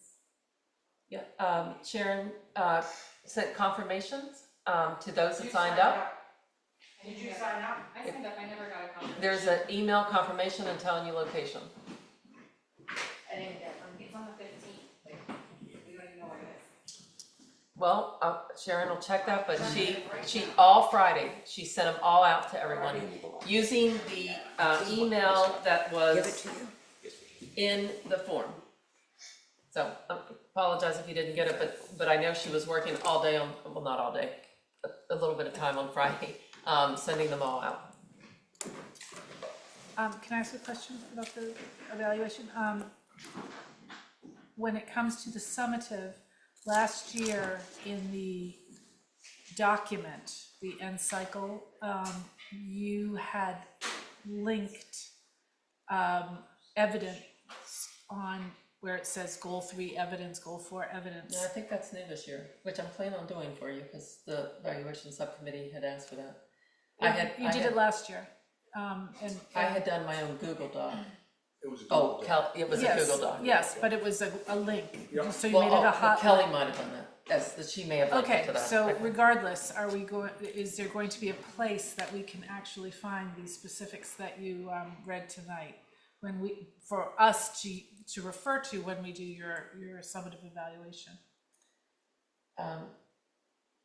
Yes, I think I need to do it differently than what I've done in the last couple of years, because people have said that there's just so much on that document, and then I'm not sure, because in those links, I linked a lot of the school committee meetings, the presentations and such. Can the evaluation, we meet again, can the evaluation subcommittee talk about what the best way where everyone can access all the information? Because there were people that told me that that was not as easy to do. I just want to make sure, I mean, some people still like the old binders that I did. Yeah, I still love your binders. I know. Yeah. I still get said that a few times, so I don't know. Like, I've been trying to stay consistent, but if what I did last year doesn't, so maybe when we meet, you tell me how. I've done it like 3 or 4 different times, ways over the course of time. Tell me what actually fits better, and then we can talk, right? We Okay. do it. Okay. Thank you. But something, yes.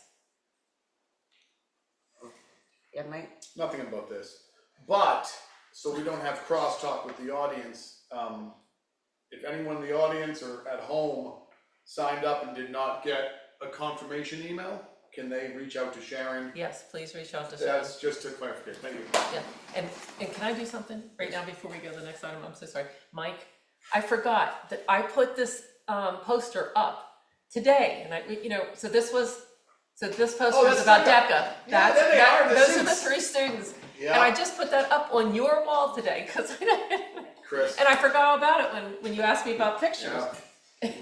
That's me and Chris's wall, good job. Okay. Thank you very much for that report, and, Thank you for your patience. all right. Okay, let me be sure where we are. Oh, so the first read on policy K1, visitors to schools. This, Can I introduce? yep, Okay. Lori will introduce it. All right, thank you. So, this policy just was rewritten by Mask and sent out. That is the reason that we brought this to the policy subcommittee to review. So what you're seeing, so in your document, this is the new Mask policy. I don't know why they rewrote it or added all of this. We have always reviewed Mask policies. Sometimes we adopt it, sometimes we adopt portions of it, sometimes we don't, we adopt whatever. When the policy subcommittee met, they reviewed this and they wanted to go with the new policy. And so that's why it's before you today. So the new policy is there. In red with yellow highlights is the Mask policy. In green with green highlights with, I think that's blue behind it, with blue, is the addition of, in addition to the Mask policy of what we've written in. But just wanted to state that the Mask, this just recently had come out with this new Mask policy. And then, of course, our old policy is there and struck out so you could see all of that. So the policy subcommittee has reviewed it and is recommending that we do a first read on this policy. Yeah. I'm on the policy committee, and after listening to a comment that was made this evening about the line that says explicit, the visitor has to have explicit prior permission of the superintendent or their designee. I'm wondering how that squares with the principal via ed reform being the entity that is in charge of their building. And so I would like some clarification. I can do that for you. Well, I would appreciate that, but I would also like some legal clarification on how that squares with that. Okay, we've been doing this for years, and so mask policies always come out. Those have been on policy subcommittee for years. It always says superintendent or designee. It has been consistent for as long back as you can see. And I will tell you, I will always defer to the principal. I'm just saying, it's a designee, but it is how Mask writes their policies, and you can go through our policy manual. It is written that way all through the policy manual.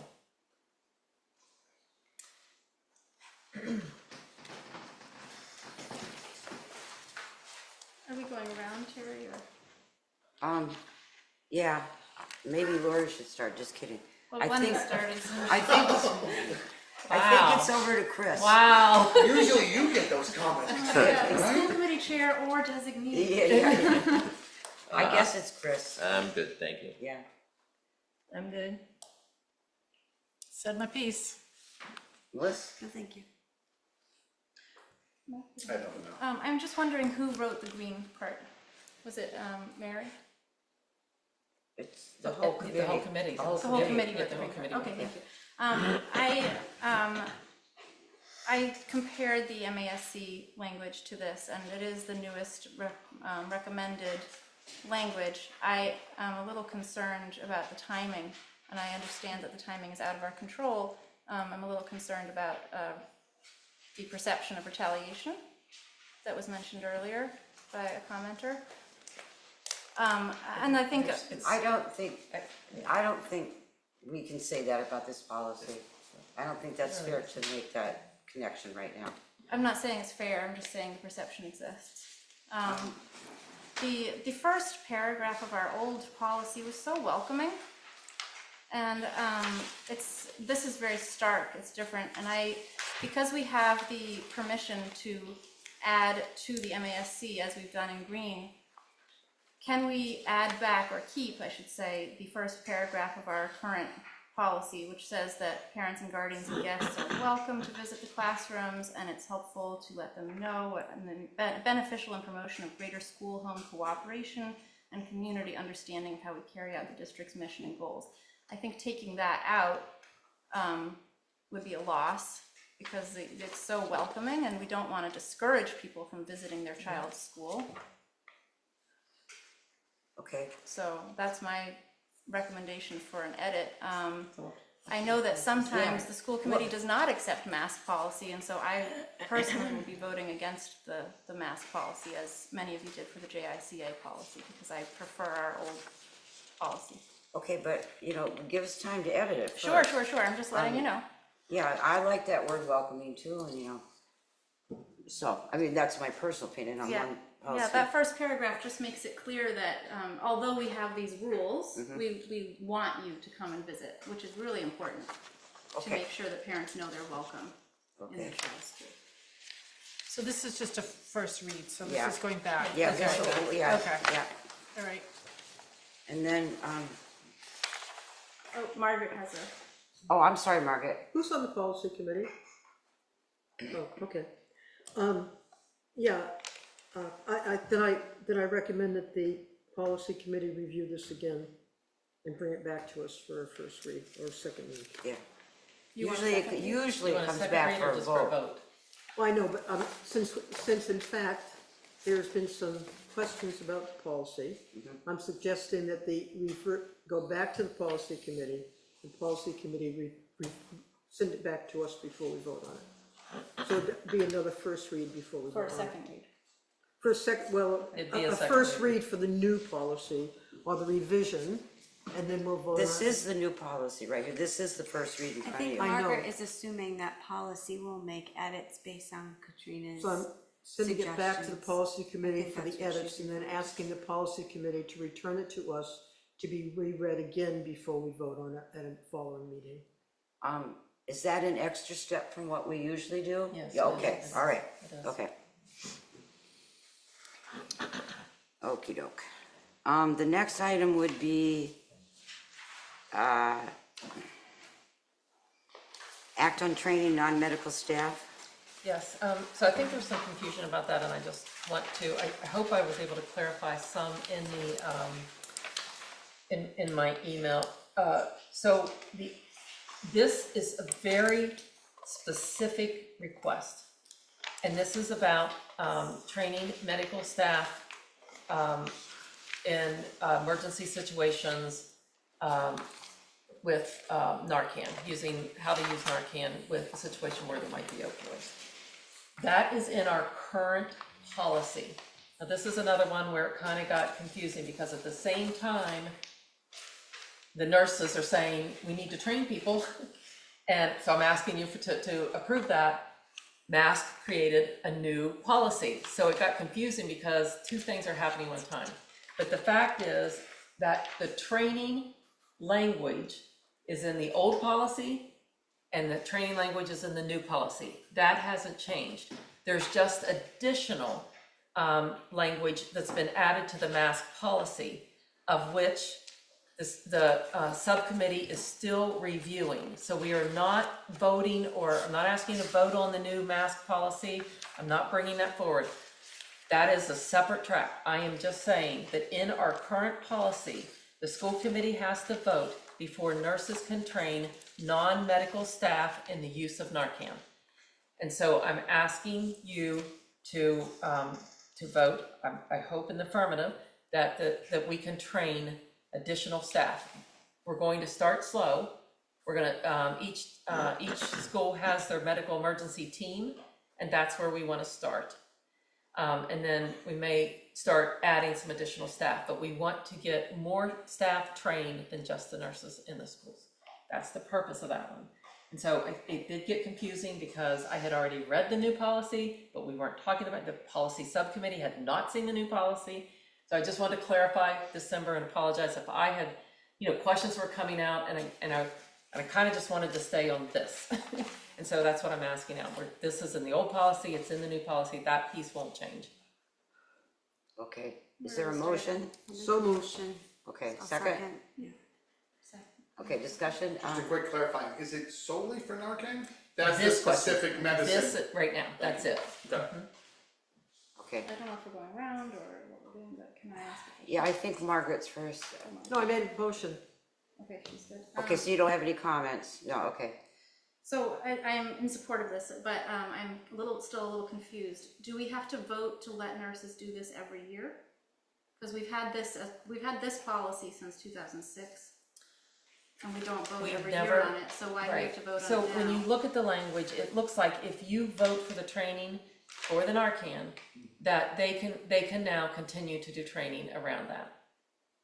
But, I mean, you don't have to vote each year. You're just voting that they can do it. It's just but the Narcan language has been in MASC since 2016. It has, but we have never trained, so we have never asked you. Oh, so you've to never vote. used this before? Right. Okay. So this is the first time So that's come before the policy school has committee. existed, But the policy has existed for a long time, and the Yes, but policy we book, just but it's have never not been activated. trained. and We have not activated that Okay, thank you, portion. that was the missing Yes, piece. And then okay. I could not online find the new MASC language. Was it just released like last month? Or? It was pretty, well, it had to be, I think in December. I do think it was recent.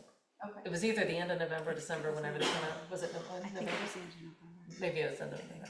Okay, Could and be. we will get that at some point from policy. When it comes out of policy subcommittee, yep. Okay, all right, thank you. Mike? No, thank you. No, thank you. Well, that's not true. I would just like to say that I would like to advocate for anyone that could save a life to save a life.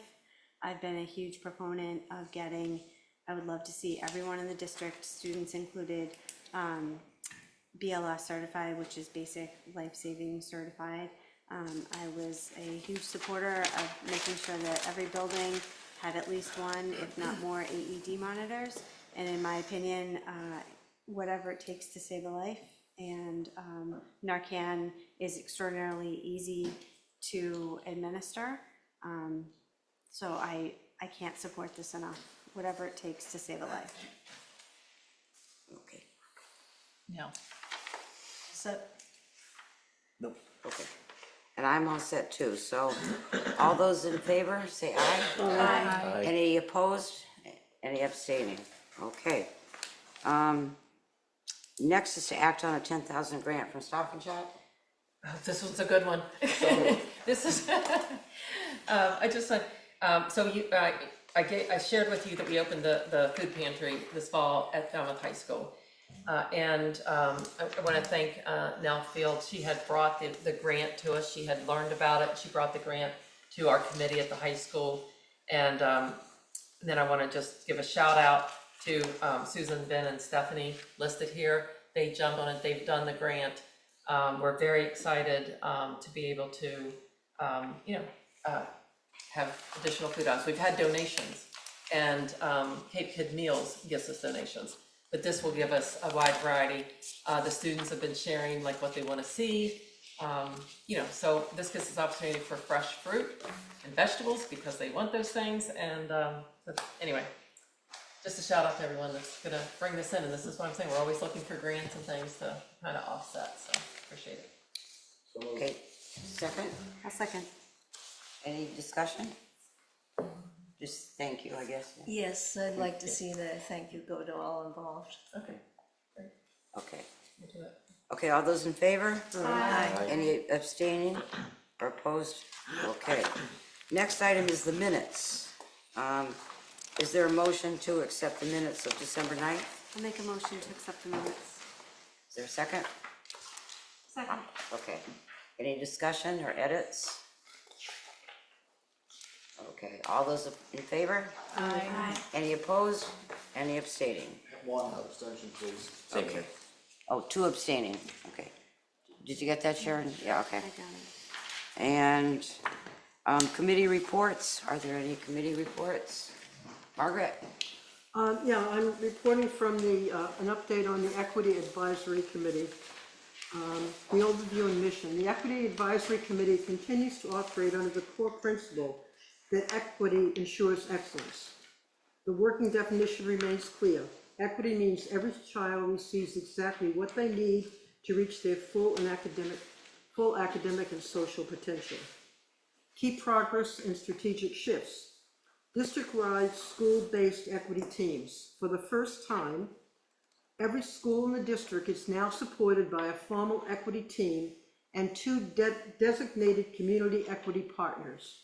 These teams focus on academic belonging and bridging the gap between home culture and school culture. Expanded professional learning. 1, the second cohort of restorative justice training has been launched. 2, racial trauma training has been expanded from adjustment counselors to include all school-based equity teams. Identify challenges. The committee identified 2 primary hurdles currently impacting the depth of this work. Scheduling logistics, finding consistent meeting times that accommodate both classroom teachers and support staff. For example, meetings held before bus departure. Leadership capacity, the need to continue transitioning from compassion-based involvement to leadership-based capacity within individual schools. Strategic next steps. Redefining the narrative. The committee is preparing a final presentation for the school committee focused on the future of equity, utilizing storytelling such as Breakfast at East initiative to demonstrate the impact. Community transparency, increasing efforts to ensure the public understands how intentional equity work directly correlates to improve student outcomes. Strengthening trust, acknowledging and addressing the disconnect between families and leadership to build a more unified community approach.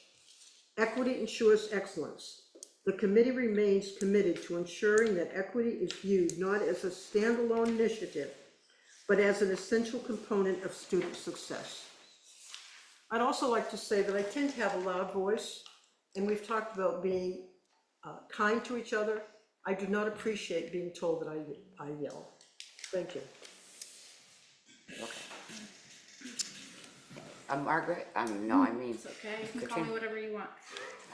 So the student advisory met, unfortunately Chris and Mike weren't able to come last time. I wasn't able to come and they were there. So the conversation, as always with the high school students, a lot of their concerns that they bring up have to do with more of building administration, not stuff to do with us, but it was a great conversation. I'll just summarize quickly. There was a lot of conversation about scheduling. some of the clubs are starting to meet before school, which means that these kids have to get to the club without a bus. And so there's older students who are driving them to school, but they're getting to school at 6:30 in the morning for a club. So we then moved on to talk about how we could change that, or how they could change that, how it would be better to maybe have clipper time sometimes be for clubs during the day, or to have 5 minutes taken off each class so you can lump that into a sum for flex time at the end of the day and let the kids do their clubs then. Lori brought up a great point, which was some of these kids are now doing internships out of the school building, which means they have to leave the school, go to an internship, do the internship, get in the car, drive back to the school, all during a class period, which there's some leeway for them, but it's difficult. So having that time at the end of the day could work for those intern kids as well. And then there was a lot of conversation we got into about how when you're late, sometimes it's out of your control. Your brother was driving you, there was traffic on the Bourne Bridge and you're from out of district. Or similarly, if you're sick and you can't always get a doctor's note, and so it's not excused. How there might need to be, for some students, a grace period, because homeroom is 5 or 10 minutes, and they get penalized for being a minute or two late to school for things that are out of their control, and that is on their minds a lot. And then the conversation shifted to the difference between excused and unexcused absences, and how for inside the school district, we do differentiate the data, but when it goes to the state, they don't pay attention to whether the absence was excused or not. And so what we talked about was one thing the school committee could do would be to advocate with the state at the state level that they should differentiate that data, because our absenteeism rates are not reflective of kids with chronic illnesses or what have you that they have no control over. And then the last thing we talked about in relation to that was a great conversation that I wish could have gone on longer, about how school policy for the kids, maybe at the high school level, ought to reflect more the real lived experience when you're in the working world, where you would get sick days in your contract, and you might be given more leeway. You can arrive late to work. Sometimes you have a punch card, but there's a few excused absences or latenesses. And so that was a really great, fruitful conversation that I just wanted to let you know about. Those kids are awesome, and I look forward to the next meeting. And hopefully, if anybody, who's the person who's communicating with the State House on our committee? Do we still have someone who brings? Oh, that's supposed to be me if you need me to. Yeah, okay, I Mike. think. All right. Is it? I thought it might be. Maybe both of us can do it. We'll figure Well, it maybe out. the student advisory committee should work on that, because it was really evident that it's the state who does not differentiate that data, and it's not fair. So, all right, thank you. I'm jealous. I love talking with the kids. I know, they're so Yeah, great. yeah. It always is a little awkward at first because they don't know what to talk about, and then we get into this topic that excites them, and they're like, Yeah. I miss Really? being on that committee. yeah, it's Yeah. great. Yeah. Okay, any other committees besides me? Okay, so I'm gonna talk about VIPs. We had a long discussion the other day about this program called Be Bold for fourth grade young ladies. It's an amazing program. They, have adults who have successful careers, and get the girls excited, young ladies excited about these things. They have artists, they have scientists, they have soccer player. They just recently got a local soccer player to come in and talk to them.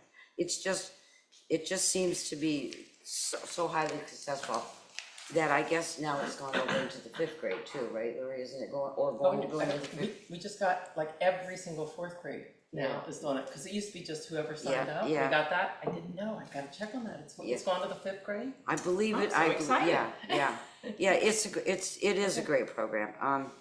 And the collaborative continues its 50 years. I mean, that doesn't sound like a big deal, but if you know the history of collaboratives, they don't always they can't maintain themselves because of financial problems. And part of it, if Paul were here, maybe he can do forecasting. Sometimes that's hard for the collaborative because you don't know, they just don't know how many people are gonna need their services. So I have to keep saying that we should all year long mention that this is their 50th year and the celebrations of it. Okay? Can I do a news break? Sure. Are we done with committee reports? Yes. Okay, I'm just excited. So I got just in tonight, the Clippers beat Barnstable 52-43. Go Clippers. The girls also won. So it was a great, and there was lots of crowd there, and it was just good all the way around. That was the text that just came in. I just wanted to, I get my updates because I don't get to go to the sports. That's the So I just- basketball. because she was mentioning it Yeah. tonight, and I thought, well, this is timely, let me It's just share. always good to be part of Uh, something. Yeah, I was just gonna say, it's too bad Patrick isn't here, because I used to love to razz him about that. Follow-ups, okay, Mike? I spoke extensively with a gentleman from MASC yesterday and today. I have been uncomfortable about recent public filing open meeting law complaints. And I was advised by MASC that I could request we hire an outside legal counsel, as the current counsel has a conflict of interest, having worked on OML 2026-2. And the reason for this is that we as a committee on May 13th only voted bullet points of the contract, and we've never voted as a committee to authorize a single person to sign that contract. So the person at MASC said, I can request this so we can be proactively ahead of it to make sure that what was done on May 13th, May 20th, May 27th, and June 10th are legal and valid, as I fear, and I'm very uncomfortable with the fact that this can open up a whole can of worms and make us look not transparent to the community. So again, I am asking that we hire a private outside legal counsel, not the current counsel, because there's a conflict, based on the reason of we never authorized a single signer for a contract, and we as a committee did not see the contract fully written until June 6th, when it was signed weeks prior. So I want to make sure that we are legally, I am not going to put my personal self out there for any legal ramifications. This is very uncomfortable. So I called Mask, and that is what they advised me to do. Okay, so that'll be taken under advisement. I also have it's not a request for follow-up, I'm gonna do a follow-up. In that at the last meeting, I talked to you about having a consultant. We have our mothership, which is the MASC, and we're grateful. We get a lot from them, and Sean is great, and it gives us a lot of different bolts. But, I mean, as we can see tonight, Margaret said about yelling. I didn't mean Margaret yelling, I just meant there was yelling. I mean, so. No, I was accused of yelling, that's what I said. Oh, I didn't. No, I didn't say you did, I said I was. It wasn't for me. Oh, okay, all right. But you may say, well, we already have somebody, but I don't even think, this woman's name is Kathleen Smith. I didn't say her name before because I was trying to feel out how people were. And she said she's not really even interested in the money part of it.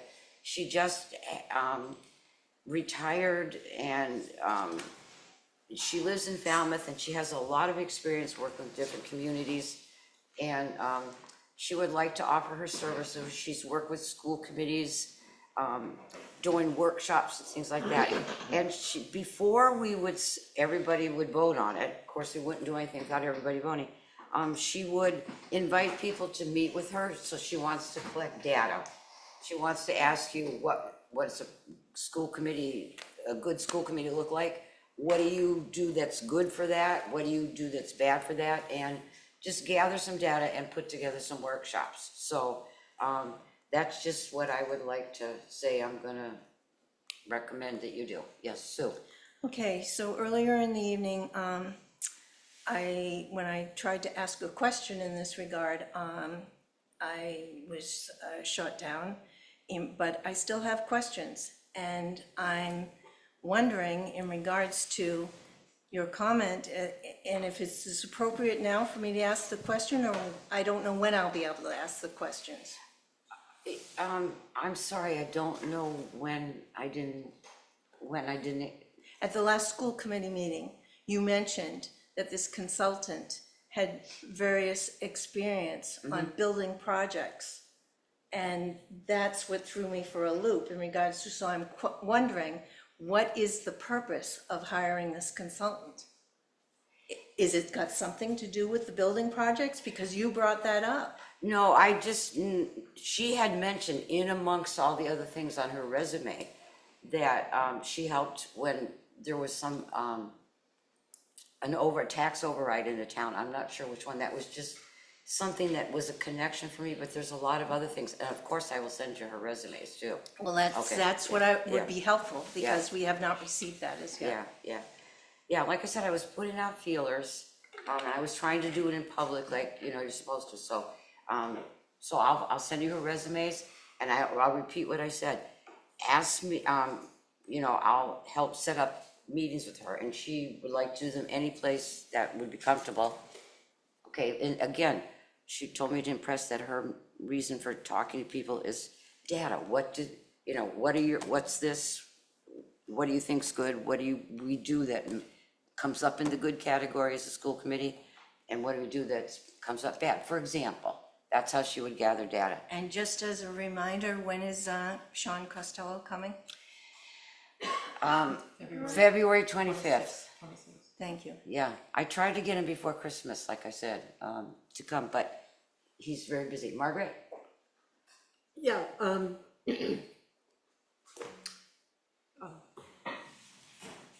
I don't think it's appropriate that any of us meet with this person before there's an official vote, and I do think it's really important to see it. But the other thing I think is, if we're gonna hire a consultant, I think it'd be important for the committee to decide what we need a consultant for. I think that various people on this committee have a whole variety of different ideas about what dysfunction is. And let me use that word in general, or whatever the issues are. Maybe I'll less word than dysfunction, issues. And so therefore, I would think that we need to have a discussion about, if we need a consultant, what we need a consultant for.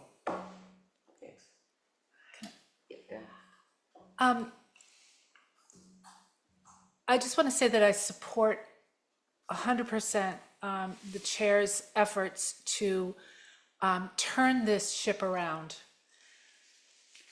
We cannot continue doing what we have been doing. This has gone from chaos to farce, really, because as we have seen with the latest open meeting violation, this is not a well-functioning body. We must take this seriously, and we must take proactive steps to turn this around, because we need to inspire some confidence from our community that we can function together. And if we don't, we're going to be spinning our wheels. And then we have to look at ourselves and say, what are we doing this for? So I support this, and I think that anybody who doesn't embrace change really needs to think, well, why are you on this committee? Thank you. Okay. Are we moving on, or is there still more? Yeah, Katrina, I guess, because Margaret. For follow-up.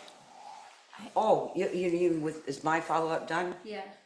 Unless anybody else, Melissa? So where did she come from? How did you get in touch with her? Or was there somebody on the committee that knew her? Like, how did she just randomly call you? No, Glenda knew her, and Glenda told her to contact me. And so I went out to her house and talked to her, and So she lives here. She's a retired school superintendent, but she's also worked for MASC and been an interim superintendent at many communities, and gone in and worked with school committees and school districts. And I met her at a social occasion, and she has retired here, and she said that anything she could do to help the school committee. Well, boy, is there. And I said, I think the appropriate avenue is to talk to our chair. And I referred her to our chair. I've not been involved in the process since referring her to our chair, but I agree conceptually that we need some outside expertise. Sorry, if I may. Yeah. While I initially appreciated you getting a consultant, I assumed it would have been from MASC. I just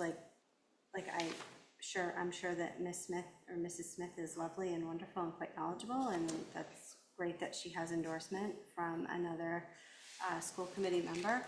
However, I think that we should have an opportunity to vet her. I'm cautiously I'm very cautiously approaching this. I know that I was very supportive of a consultant, but again, I thought that it would have been somebody on the books from MASC. You yourself said that Sean is great, and we are expected to have him end of February. So getting back to Margaret's point, I think it would be, what's the purpose of having the consultant? I'm not saying I'm against it, I just would like to know what the purpose is, because it sounds like she's looking for data. For what? To help us so- to help us function better. But you know what?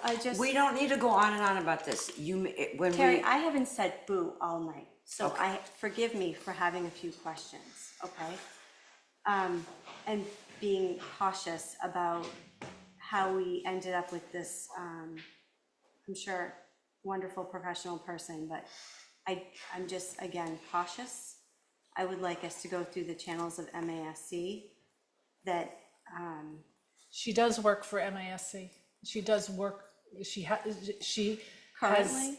Okay, what I mean by this, guys, is. So I don't think, I'm sorry.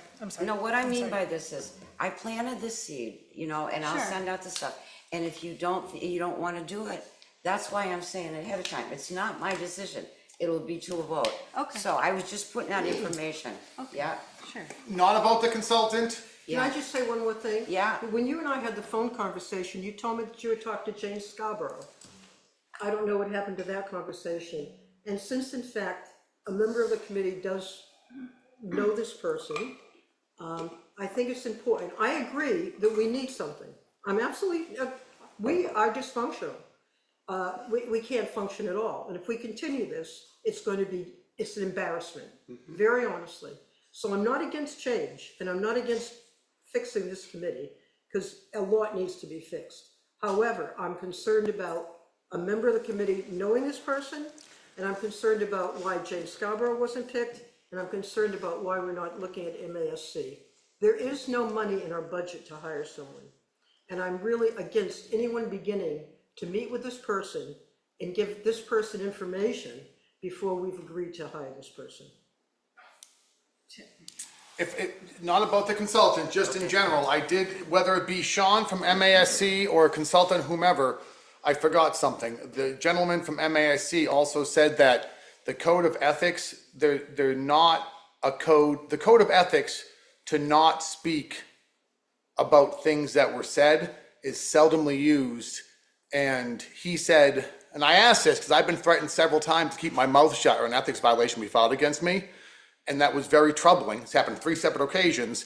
And he said that's small e ethics. So whether it be Sean or a consultant, I want clarification on the confidentiality. And I'm tired of getting told if I speak, someone will file ethics against me. That's wrong. Yeah, and that's like, Sean is very, very good at protocols and stuff. And we asked him to come in graciously. He's coming for 3 hours, okay? So we'll get a good handle on the protocol things. And I asked him also to work on the most common Robert's rules that affect school committee meetings. Because not every school committee does everything in those books that we have. So I asked him to weed out what are the common ones and help us work on things like that. So anyway, it would be an economy. But anyway, if you don't want to do it, send me an email about that, and don't do it. And What, don't do what? Don't do meat or don't do meat, yeah. Okay, Yeah. but we're gonna take it to a vote, right? Yeah, we'll Okay. bring it to a vote next time. Okay? So on a different topic, but slightly related, I have two requests for follow-up and also three things that I don't know how many there are. Anyway, things I took out of the Attorney General's finding of our open meeting law real quick, which are protocol stuff. And for me, reading through that open meeting law finding revealed to me the source of our dysfunction. And most of it is a misunderstanding of the open meeting law. So the Attorney General says, if the agenda says that we're discussing something, it is reasonable to assume that action may be taken and we might vote. So when somebody has said to me in the past, it doesn't say act on this, it just says discuss, so we can't have your motion and we're not going to vote on it. That's not correct. Dysfunction could be avoided by understanding that. Now, the ethical reasons for not voting on something are different, and there are some occasions where you don't want to have us vote on a thing that the public didn't know about. But then the next thing, the AG says that our packet saying that is, where was it? Our agenda packets should not say that we cannot respond to public comment.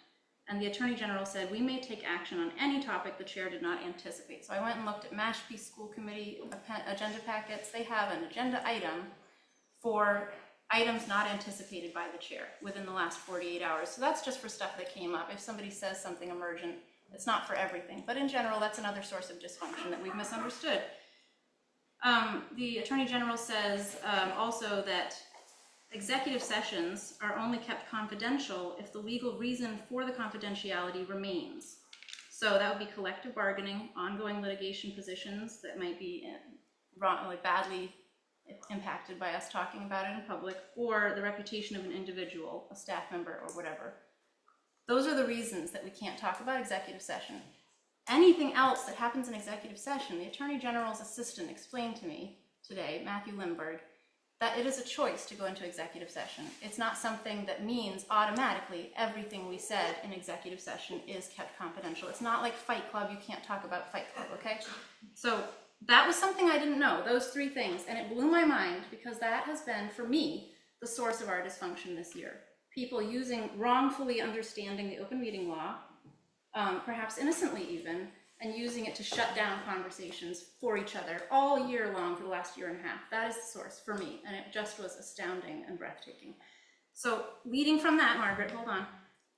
The two things I would like to discuss, one of them I brought up in the past. I would like to have an agenda item to talk about returning the administration building to the town. We had that conversation in October, I think, and it was supposed to come up again in the new year. Here we are in the new year, I'm asking for it again.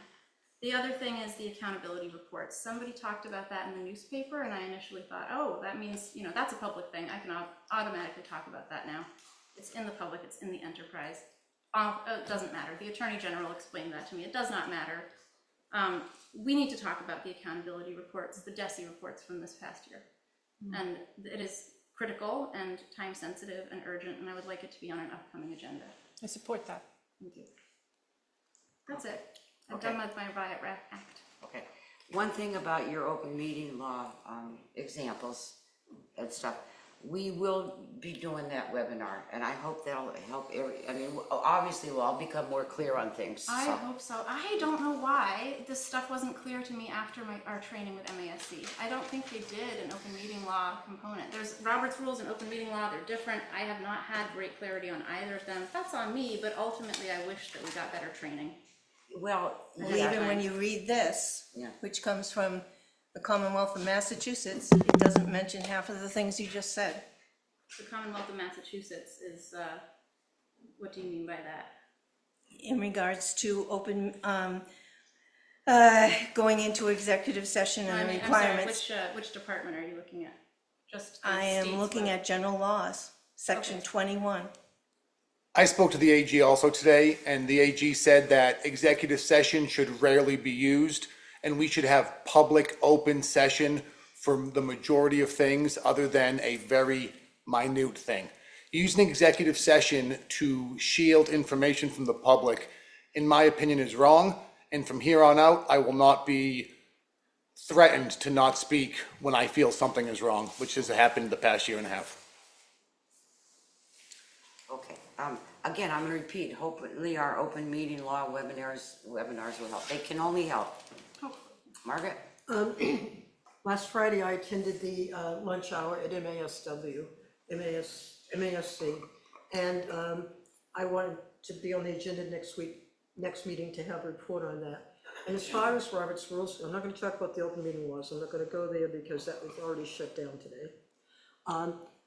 Robert's rules, and this happened at the conference, and I mentioned at the conference, they followed Robert's rules exactly.